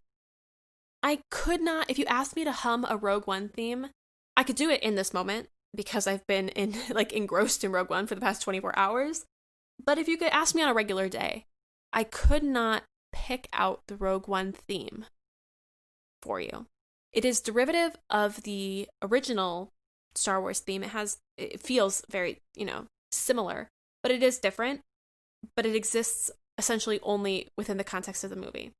And so I wish it were more memorable outside of the movie, that it were something I could hum. And that's not much of a criticism of the movie as it is, I guess, outside of the movie. But I thought Giacchino's score, which again, he only was able to write, I believe, in 4 weeks.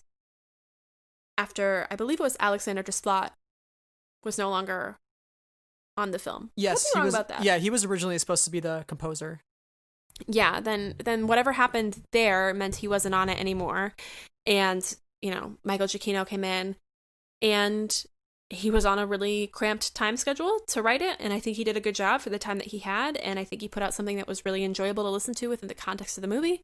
Totally works for the scenes where music is present, but I wish it were more memorable and humble outside of Star Wars, because that does feel like, you know, just the part of Star Wars lore and a part of Star Wars in the psyche of the people and the zeitgeist is the music. Yeah, I would have definitely loved some more established themes. The Hope Suite is probably the one that really sticks with me the most.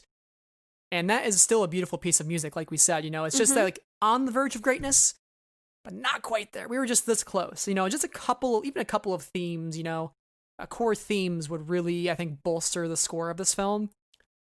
All right, so my next thing, we were on the verge of greatness, this close, was the pacing of the film.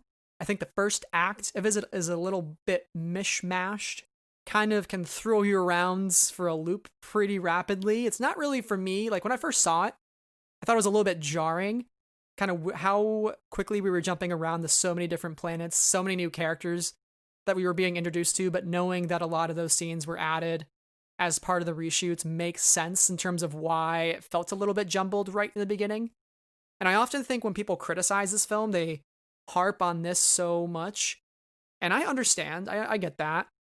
But like when you look at the third act of this film, it is so good. It's like a redemption of its first parts, you know? It's like, yes, it was a little bit rough from the get-go, but look at this amazing Star Wars stuff that if you just wait through this entire film, you get it. You get to enjoy the heck out of this movie. And it also like kind of makes you appreciate some of the earlier parts where even though there's not the most clear storyline happening, it all comes together, and on your further rewatches, you understand where it's going and it makes more sense to you. But I don't hold it against the film. It's just like it was kind of there, this close, on the verge of greatness, where I think it would unanimously be the best Star Wars film ever. It was just kind of that first act that didn't necessarily land as well as it could have. Yeah, I definitely can see where you're coming from there. It does feel a little bit choppier than the latter half of the movie. And I mean, knowing what we know about the reshoots and what was added, it makes sense because they needed to add some of those integral beginning scenes to flesh out our early characters. And I like a lot of those scenes, but it does jump a little bit back and forth. I don't think it's bad. I think it works for me more than it works for you. But yeah, I totally get it. On the verge of greatness. Another thing that I thought was on the verge of greatness was that Leia and Tarkin, their presence in this movie, it's pretty cool. It works, makes sense to the story. They aren't overused to me at all, but they've definitely aged a little weirdly. And for me, it doesn't make the movie unwatchable. It doesn't taint how I feel about the movie in any way, because I didn't have a huge problem with it back in 2016. I thought it was kind of weird, but I didn't think it was like egregiously weird. But at the same time, knowing what I know about it and how they did it, it does make it kind of noticeable. And I don't think the technology is perfect. And I don't know. I think Tarkin works more than Leia or any of the young characters they've done subsequently because his face is just so distinct with the high cheekbones. And I mean, his face is much more, it has, and I don't mean this in a negative way, but it has much more imperfections, right? You think of a 20-year-old, we think of like smooth skin and they look young and they look fresh. And it's a bit more difficult, I think, to recreate that face than it is to create a very unique, face or an aged face like Peter Cushing's was when he played Tarkin. And I think that one works the best, especially with the lighting situation too. But again, it does age just a little weirdly, and I would not like for them to continue using this technology. So that was one of those things that was on the verge of greatness, but I still don't think it's there today, and it feels a little awkward.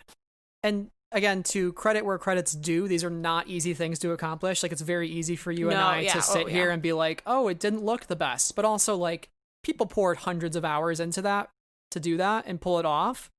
And when we talk about Star Wars as a brand, they are always looking to push boundaries and try new things. And sometimes that's going to entail an uncanny valley performance that doesn't necessarily land with people, but like, how else are they going to try those things out and know they don't work unless they try it? So that's the thing too, where it's like, you know, they had to try it out. Maybe they'll do it more, maybe they won't.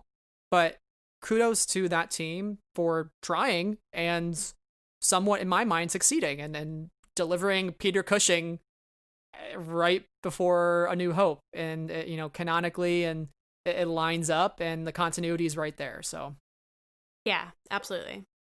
So finally here, we were on the verge of greatness, just this close. But I really wanted Hera Syndulla live action. And I say that in terms of the final battle. You know, I always thought when they were doing all their call-ins, which are fantastic. I love that they use a lot of that original footage from A New Hope. Again, the continuity there is perfect. And you get a lot of those sort of people. You see how Red 5 dies, which is the call sign that Luke takes up in A New Hope. So that's kind of like a cool Easter egg thing. But as they were calling in all these different starships, I really, really, really, really wanted Hera Syndulla in her cockpit, like maybe with Chopper in the background. And we see Chopper and the Ghost multiple times in the film. I really wanted Hera to be like, you know, Spectre 2 calling in, ready to go. And like, just like a 2-3 second thing.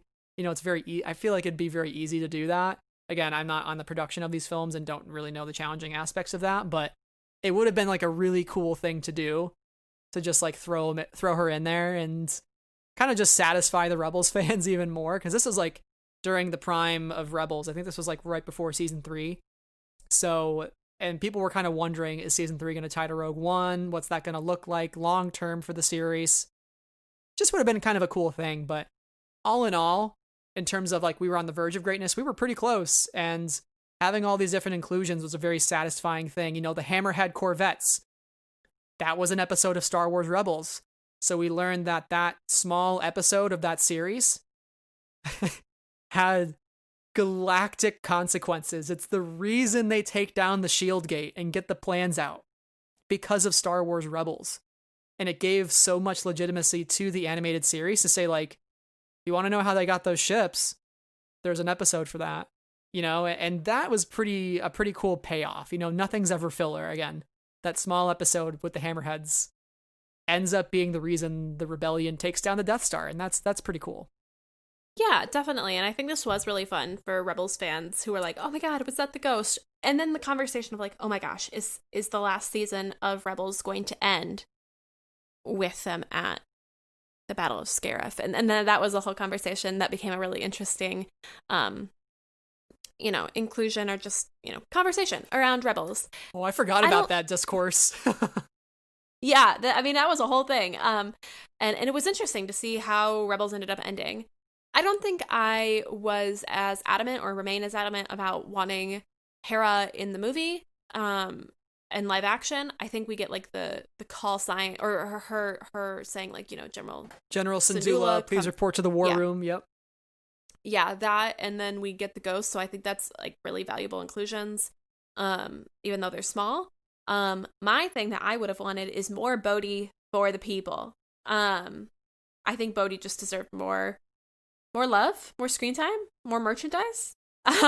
Maybe this goes outside of the movie itself, but I really wish we had more Bodhi for the people, because Bodhi is the crux of the whole story. He's the reason why the whole story ends up happening. And I know we're on a limited time frame, but more Bodhi for the people. Yeah. Riz Ahmed honestly is like one of the best additions to Star Wars, and Bodhi Rook as a character is fantastic. I love him. Yeah. I love his whole thing with Galen Erso, who says, your dad told me, like, if I do this one thing I could do right by myself. And he's really struggling. He's like that Imperial pilot that has seen some shit probably and wants to get out of it, and this is like his chance to do right. And he does do right, even though he dies. Like, he gets that final moment where he sends the message out. And like, yeah, the beauty of Rogue One is that it doesn't work without any of the crew. Like, they literally all have one part to play at the end. Bodhi sends the message. Chirrut and Baze get the master switch. Jyn and Cassian send the plans to the top. K2SO protects them while they do that. Like, everybody has their role to play. It's just fascinating stuff. But yeah, I love this film so much. So with that being said, we're going to turn to our last part here, which is Rogue One, what its message is, and how we view that moving forward into this next era of Rogue One storytelling. And every time I walked away from something I wanted to forget, I told myself it was for a cause that I believed in. A cause that was worth it. Without that, we're lost. Everything we've done would have been for nothing.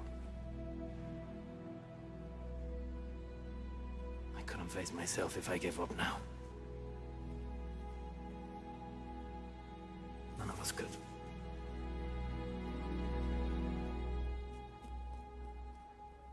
It won't be comfortable, be a bit cramped, but we'd all fit.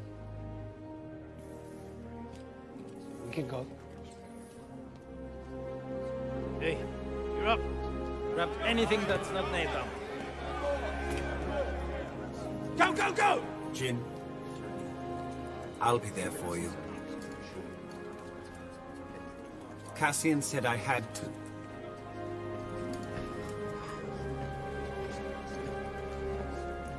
I'm not used to people sticking around when things go bad.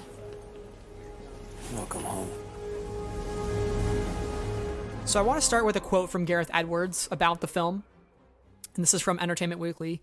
He says, "You have the darkness that's in the undercurrent of the story at that point, the point being at the end of the film, but you still have the rightness of why they're doing it. It doesn't feel depressing. It feels like you want them to succeed at any cost. It's a sport where the clock is ticking and they need to just dive across the finish line. You do whatever you need to do to get there. It's a gauntlet that they're handing to Princess Leia. You get that moment where the crowd feels like it can cheer at the end." So when I think about what Rogue One means, I think what it at its core does is it redefines hope. There's this idea of rebellions are built on hope, and the guy says, "We have no hope." The rebellion's missing the hope they need. At the end of the film, when Leia gets the plans and they ask her, "What is it they sent you?" It's hope.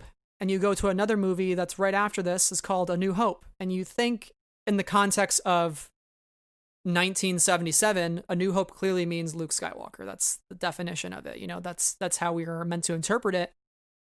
But we really reinterpret what that title means. Hope is actually not just Luke Skywalker. Hope is those plans. It's the hope that average, ordinary people can lead a rebellion, that they can do good, that they can succeed, and even though they will never have their names muttered in the cantinas of the galaxy and they won't be remembered in the rebellion books, no one's going to remember Chirrut, no one's going to remember Baze. There are people that remember Jin and Cassian, and that's something I think that Luke learns in the comics, and it's why they retire the call sign Rogue One in Empire Strikes Back, and they just go right to Rogue 2. But largely speaking, it's going to be, yes, Princess Leia got the plans to the Death Star. You know, the guy says, "These are the plans brought to us by Princess Leia." Actually, dude, these are the plans brought to you by Jyn Erso and Cassian Andor and Baze Malbus and Chirrut Imwe and K2SO and Bodhi Rook. Learn your shit, dude. It's not just about Han Solo flying in at the end and saving Luke. It's not about Luke taking that final shot using the Force to blow up Death Star. It is about average, ordinary people who don't get recognized for the amazing things that they do, but they are just as important in the efforts of the rebellion as anybody else. And that rebellion falls apart if you don't have people outside of the core three. And I think what the beauty of this film was doing was saying, yes, the costs of war are high, but the actions that you take can still have incredibly positive consequences, even when you know the risks and even when you know the odds are overwhelming and you still make that choice anyways.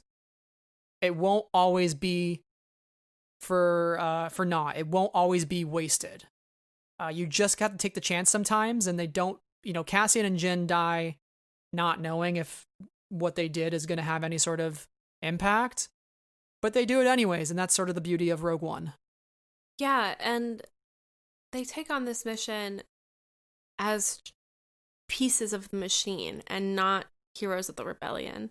And I just think this movie is so great in expanding that definition of the title of A New Hope by telling us that not every person has to be a hero to be a hero. You know, when we think of superhero, we think of Luke Skywalker, we think of, you know, the superheroes of Marvel and DC, and we don't think about the regular everyday people. And I think we get even more regular everyday people with characters like Rose in The Last Jedi, but this movie really gave us the boots on the ground, the people who are behind the scenes, making sure that these missions can run and making sure that they can find success. And yeah, I think it's really an excellent addition to the movie. I think it's a really great way to expand how we see hope and how we see heroism in Star Wars. Right. And I appreciate that. I really appreciate that. And I think it's important for the viewer and the Star Wars fan. And I don't know how far, ultimately don't know how far Lucasfilm and Disney will really continue to push that, like, as the thing, because I for me, that's what grabs me so much, is like the every person, or the regular people, you know. Their hopeful stories are what speaks to me as a Star Wars fan. So I hope we continue to get more of that, and not necessarily everything being the big heroes, the Skywalkers, that whole thing. I think there's value in Star Wars showing us the smaller folks. Yeah, the and everyday people. We are getting those stories, and yeah, whether or not they're shown on the big screen or our TV sets, that's, you know, remains to be determined. Yeah, I mean, we see it in Amy Ratcliffe's story in the recent Empire Strikes Back anthology of the story of ordinary people and this rebel propagandist who's actually there at Jyn Erso's speech on Yavin 4, Corwy Cellgrowth, I think her name was. She is there, and she understands by the end of the story that it is ordinary people that are hope. Rebellions are built on the hope of everybody, not just the big brand names. And Chas from Alphabet Squadron, she idolizes Jyn Erso.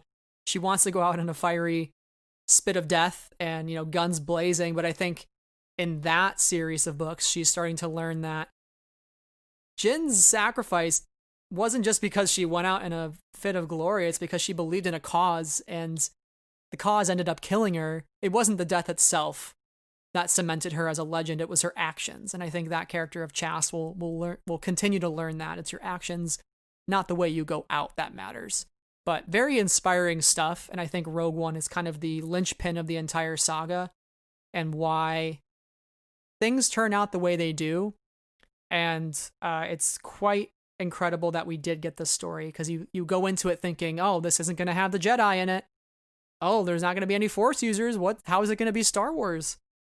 And it's a story that says you don't need the Jedi. You don't need Luke or Han or Leia to save the day. You just need anybody that believes in a cause that is worth fighting for, and that is the beautiful thing of this film. So I want to ask you, we have the Andor series coming. I want to have your brief thoughts on what you hope happens, or what is going to be explored in that series with Cassian. It's incredible to hear him say, you know, even though it was bittersweet that Rogue One was a new thing, quote, sometimes magic happens. It's great to see Diego Luna back. I mean, it's just incredible stuff. But what are your hopes for this series? What do you think it could explore? And how excited are you? I am so excited. This isn't even a question.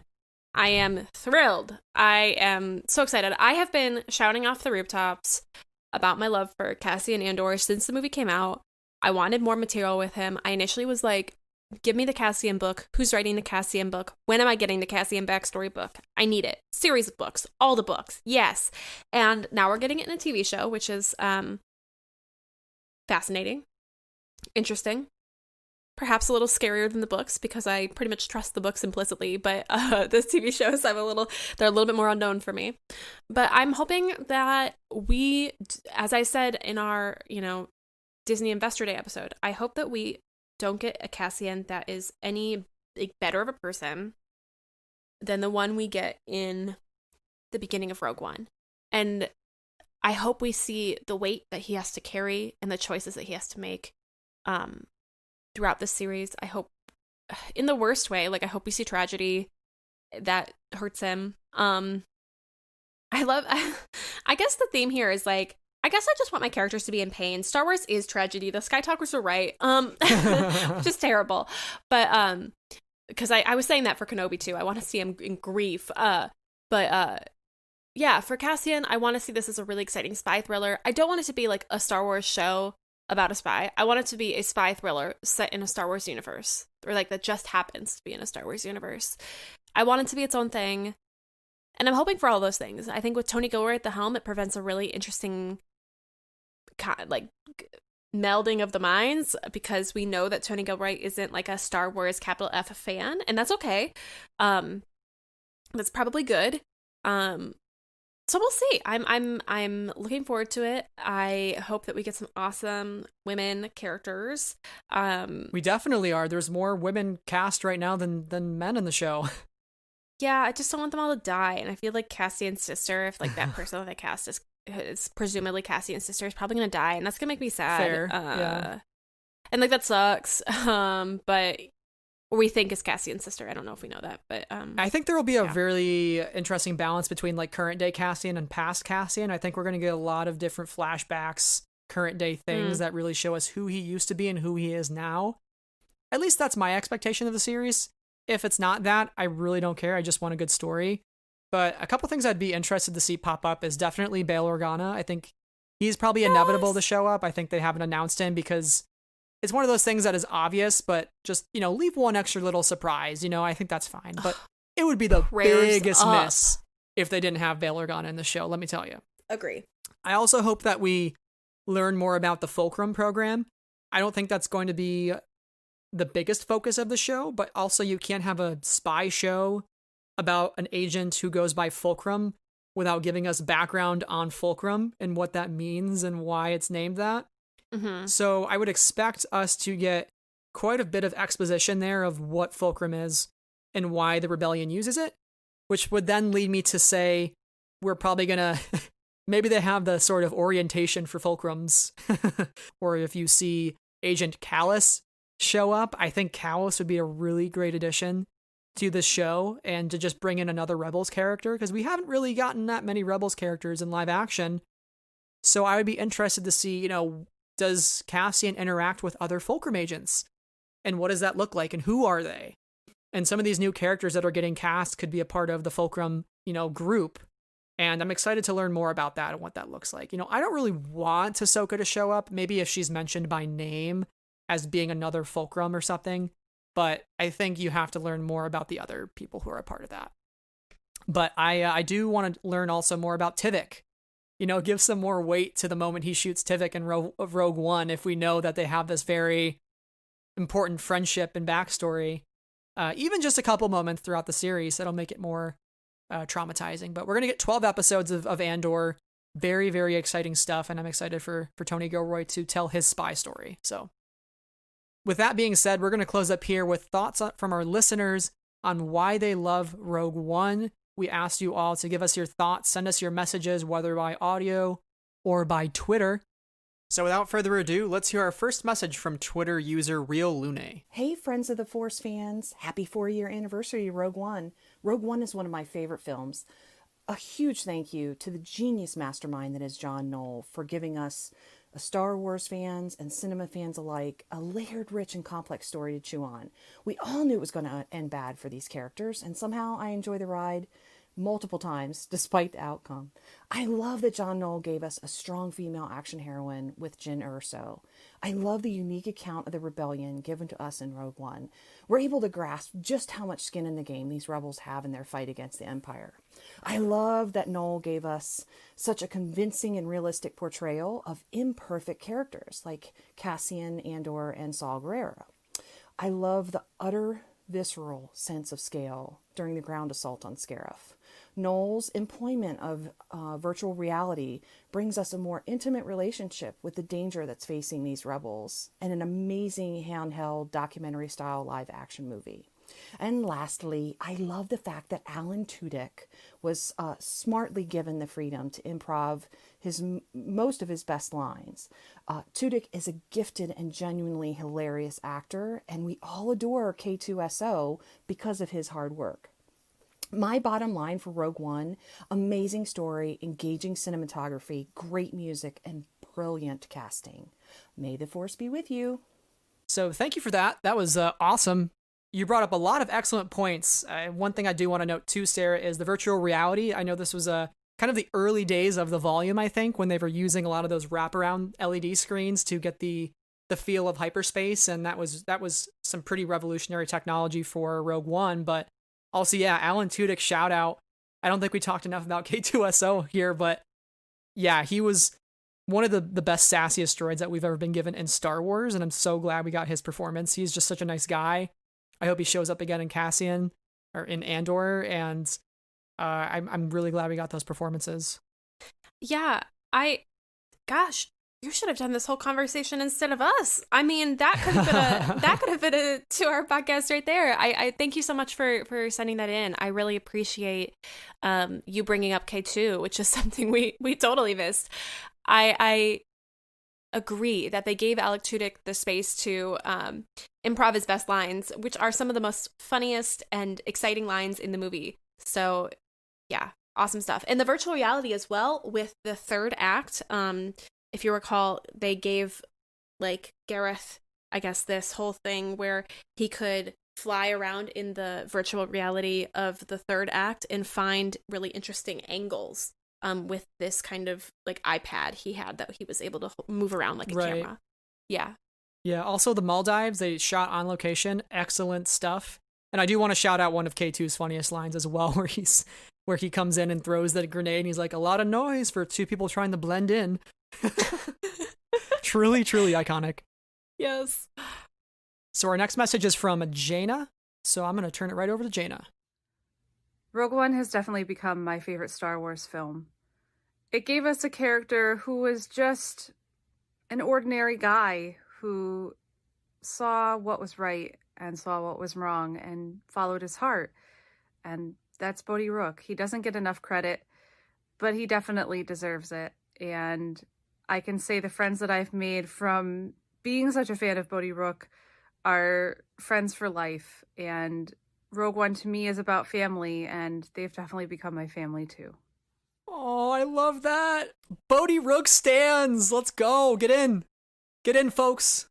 We're going to stand Bodhi Rook. I love that message. Yes, Bodhi Rook for the people. I mean, he's just such the heart and soul of this movie in really immeasurable ways, and I wish we got even more of him. Thank you so much for sending this in. You know, I'm really just sad that Bodhi Rook had to die because it means we can't get more Riz Ahmed in Star Wars, and damn, that would have been just incredible to get more of him. And if you're a Riz Ahmed fan, also go watch the HBO show The Night Of.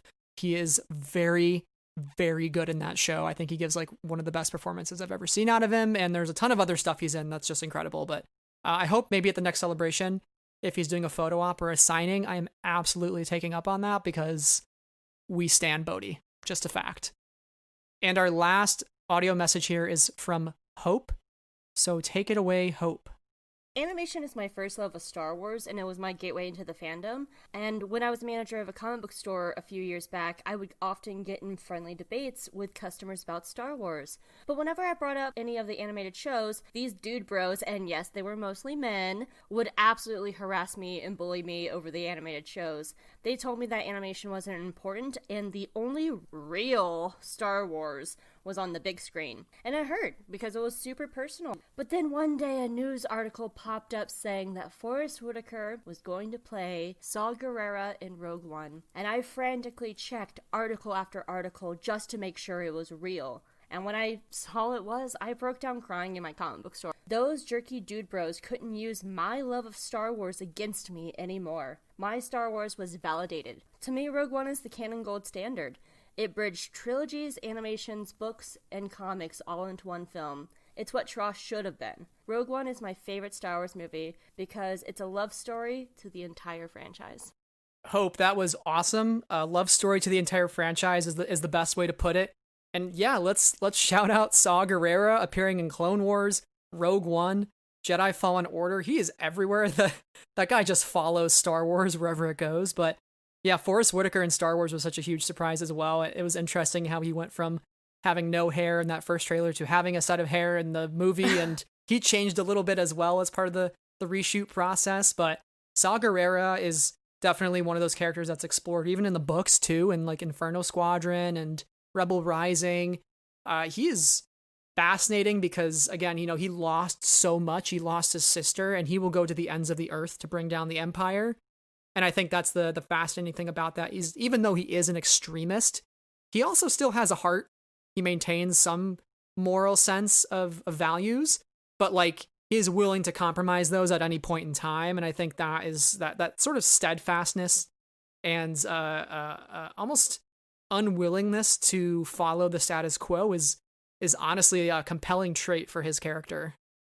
Yeah, I have to agree. And Hope, thank you so much for that message. Yes, I also have to say, I do wish that Tross was like that too, bringing everything together in the similar way that this movie does. And it's awesome that Saw showed up and played a meaningful role as well.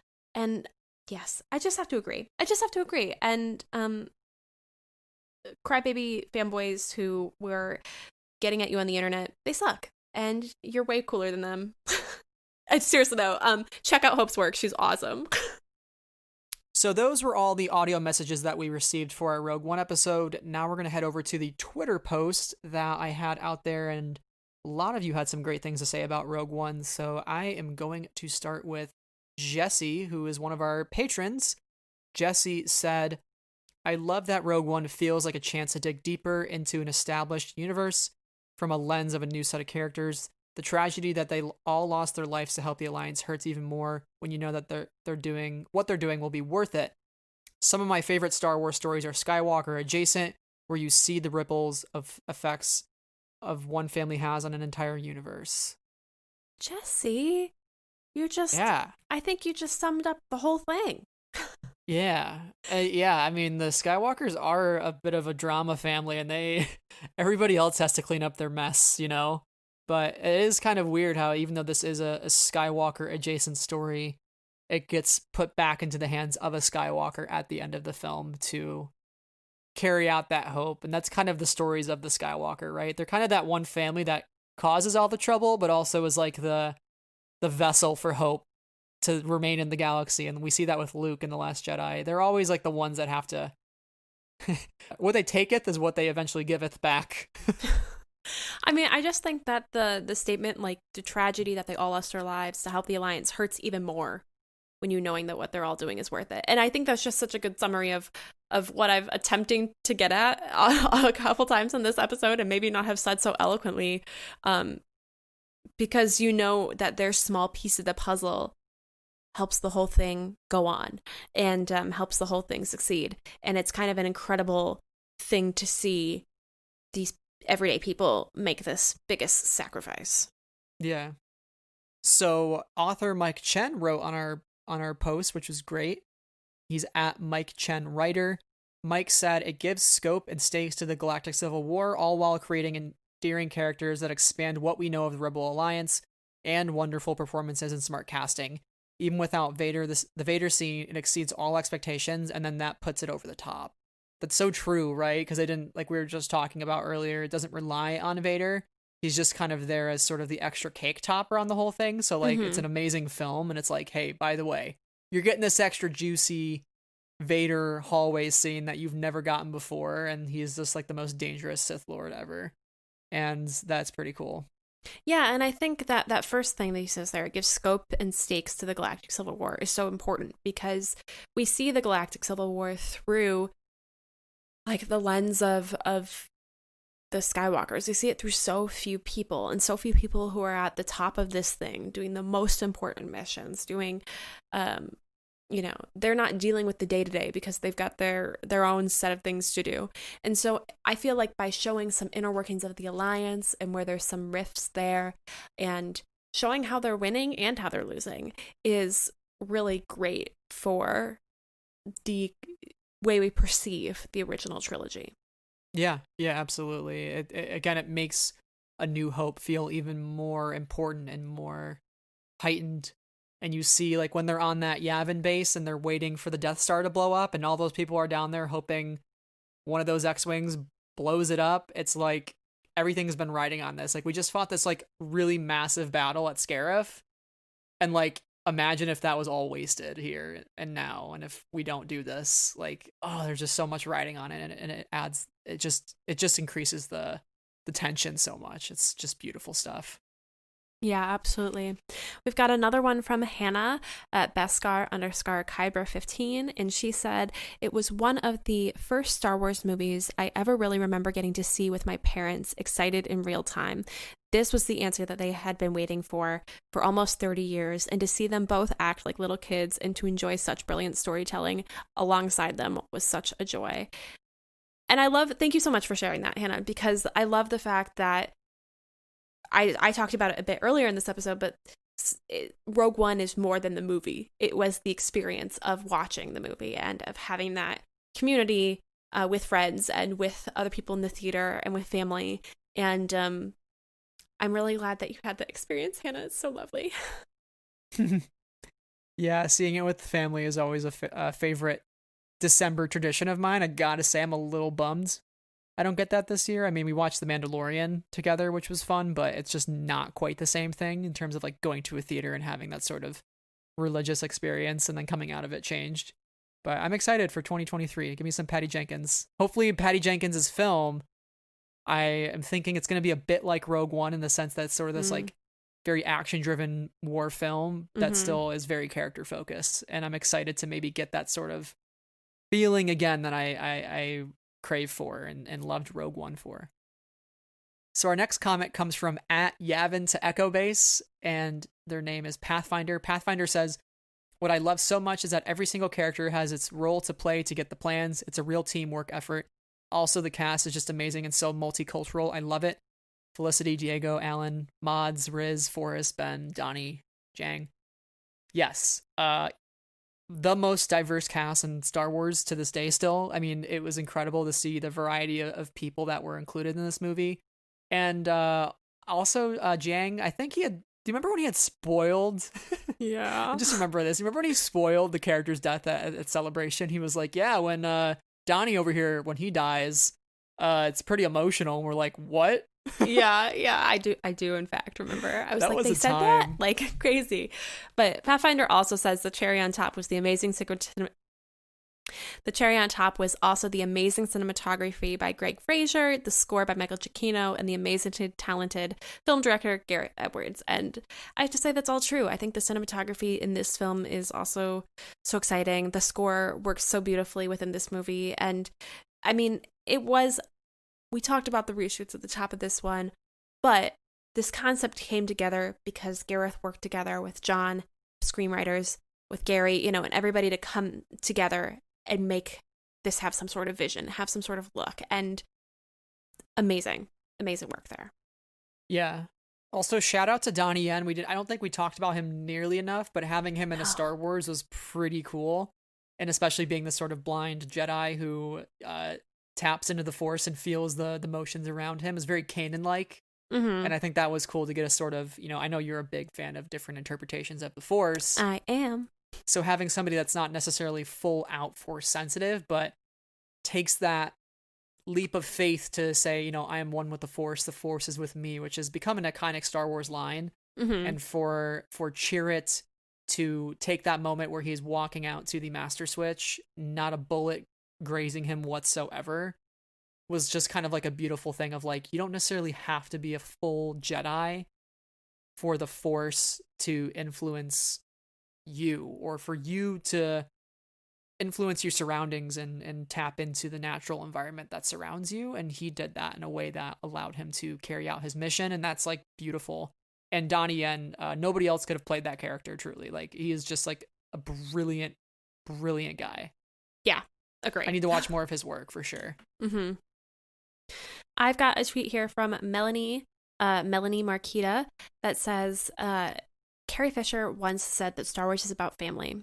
Rogue One, for all its losses and sadness, is as much about the family we create as it is about the families of origin.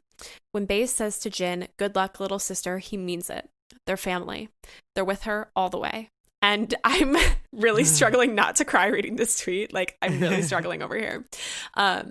Because you're right, you know, like, it is as much about the family we create as our own blood families. And I think it puts those two things together so well, and that teamwork and that family bonds can be made in any circumstance, and even the most dire or not hopeless, but difficult, I guess, circumstances. And it's beautiful when people trust and love in one another and come together for a cause. I'm really glad Melanie brought up that quote from Baze, because I actually had written it down, but I never got to mention it this episode. So that's like perfect. I never actually picked up for some reason that he calls her little sister in the movie. Like, I don't know why it never registered with me until I rewatched it this time. But I was like, damn, that's the last time they see each other. That's so sad. Yeah. Oh gosh. Baze is an awesome character, by the way. He is so cool. I think it's also a great sentiment, because you can look at it in the way that, like, he thinks of her as family, but also you can look at it more broadly as, like, he sees her as her family, as family within the Force. You know, if he is starting to believe again, or is trusting in Chirrut to believe, his comment is as mythical as it is grounded. And I think that's really interesting. Yeah, blood is not the most important thing in Star Wars. It's the bonds that we form with people. Our last one here is from Lost and the Hyperspace Lanes at Gil_Mundy. Lost says, since 1980, Empire was my fave Star Wars film until Rogue One. Its gritty underground tones, rebellion, not as squeaky clean behind the political scene. The cinematography, Scarif battles, plus, of course, Michael Giacchino's score. What a film. Thumbs up. Yeah, the Scarif battle, by the way, I mean, the reason Rogue One started trending again recently was because that one person posted a video of the space battle and was like, this is Star Wars, which, like, generally I usually have a problem with people doing stuff like that, where it's like, oh, this is Star Wars, everything else is not Star Wars. No, everything is Star Wars. Everything is Star Wars. However, like, Rogue One especially feels like Star Wars because of that just kind of thrill ride of the Battle of Scarif, and it is the best space battle we've ever been given in this franchise. So there was something to just be like, you know, this is quintessentially Star Wars. It's not more Star Wars than anything else, but, like, this is fun. This is just a blast. You sit in your seat and you watch that third act, and you cannot take your eyes off the screen, because there's, like, stuff blowing up and people making huge sacrifices, and Admiral Raddus, who is just, like, incredible of a character, played by Steven Stanton. So, like, it's just everything that you want in a third act of a film. And I mean, I would hate to say that Rogue One did a better space battle than The Rise of Skywalker, because I don't want to make this a thing of, you know, versus Tross, but I think the Rise of Skywalker, I was really missing the stakes and the emotion of that space battle. But Rogue One, like, perfectly blends emotion with action. And I think also Return of the Jedi does that very well too, with, you know, the juxtaposition between the Death Star quieter Death Star scene with those three, and then, like, the looming space battle and the stakes of, like, we have to blow this thing up before it's too late. And I think that sort of pull is just, like, really grips your heart and takes you for a ride. Yeah. I don't know if I have anything to add. That was all really good. Well, that about wraps it up for our Rogue One episode. Sarah, did you have any final thoughts on this wonderful film before we truly close out? I don't know. I feel like I've said so much on this episode, and then I'm going to listen to it back and I'm going to go, oh gosh, I missed so many things. But I think overall, I'm just really happy that this movie exists. It is exciting to me. I love the characters. It means a lot to me. I think it's just really wonderful. And I'm really glad it exists. So thanks for listening to us so long talk about why we're thankful this movie exists, and all the crazy things that went on behind the scenes, and all the things that we love about it. Thanks for joining us on this ride. Yeah. Again, you know, we try to cover as many aspects as we can. There's absolutely no possible way we could give everything its fair shot in, like, a 2.5 hour episode. Because we'd probably be here for, like, 10 hours discussing. We could talk about Rogue One for 10 hours, 10, 15 hours, like, no joke. But we really wanted to take a larger perspective view of how it was made, and, like, what the biggest things to pull out of it are. like the things that really resonate with us. And I think definitely the core of the story is Jyn and Cassian, and obviously the idea that hope can always live even when it seems like there is none, and also like every person is part of the larger effort and is important. You know, every person that was a part of the Rogue One call sign meant something to the rebellion, even if their names don't make the history books. And that is sort of the beauty of this film is their actions, despite the overwhelming odds, wins the rebellion for the future. Like that, you know, that's the hope right there. They gave Leia hope, you know, they gave them a new hope. Yes. Rogue One is actually a new hope, you know, like it's not Luke, it's Rogue One. So that's the cool thing, to reinterpret that title 40 some years later. So incredible stuff. But Sarah, as we close up here, where can people find you online? You can find me online at SCH221 on Twitter, Instagram, Goodreads. Follow me on Goodreads, and Letterboxd. And as for me, you can find me at Brad Whipple, and you can find the podcast on Twitter, Instagram, and YouTube. And wherever you do listen, please be so kind to leave a 5-star review to help others find our show and join the discussion, especially if there are fellow Rogue One fans out there who don't listen to this show already. If you want to support the podcast, you can do so at our Patreon, where we are releasing some pretty cool extra content, including recently a Phantom Menace novelization discussion that me and Sarah did, and it was a lot of fun. Thank you to our current patrons who support the show: Adam, Anna, Cheryl, Christina, Deborah, Donnie, Elegy, Jessica, Heroes of the Galaxy, Levi, Marie Claire, Marvin, Neil, Rachel, Sarah, and T. So again, that is patreon.com/Friends of the Force. Just another great way to lend your support to the show. But that is it, Sarah. We did it. We did the thing. We talked about Rogue One. We did it. And now we close this episode out. So next time on Friends of the Force, we are previewing Star Wars The High Republic with lipstick and lightsabers. That will be out next Monday. So stay tuned for that. Very exciting stuff coming up on the horizon. And until then, everybody, may the Force be with you always. Bye.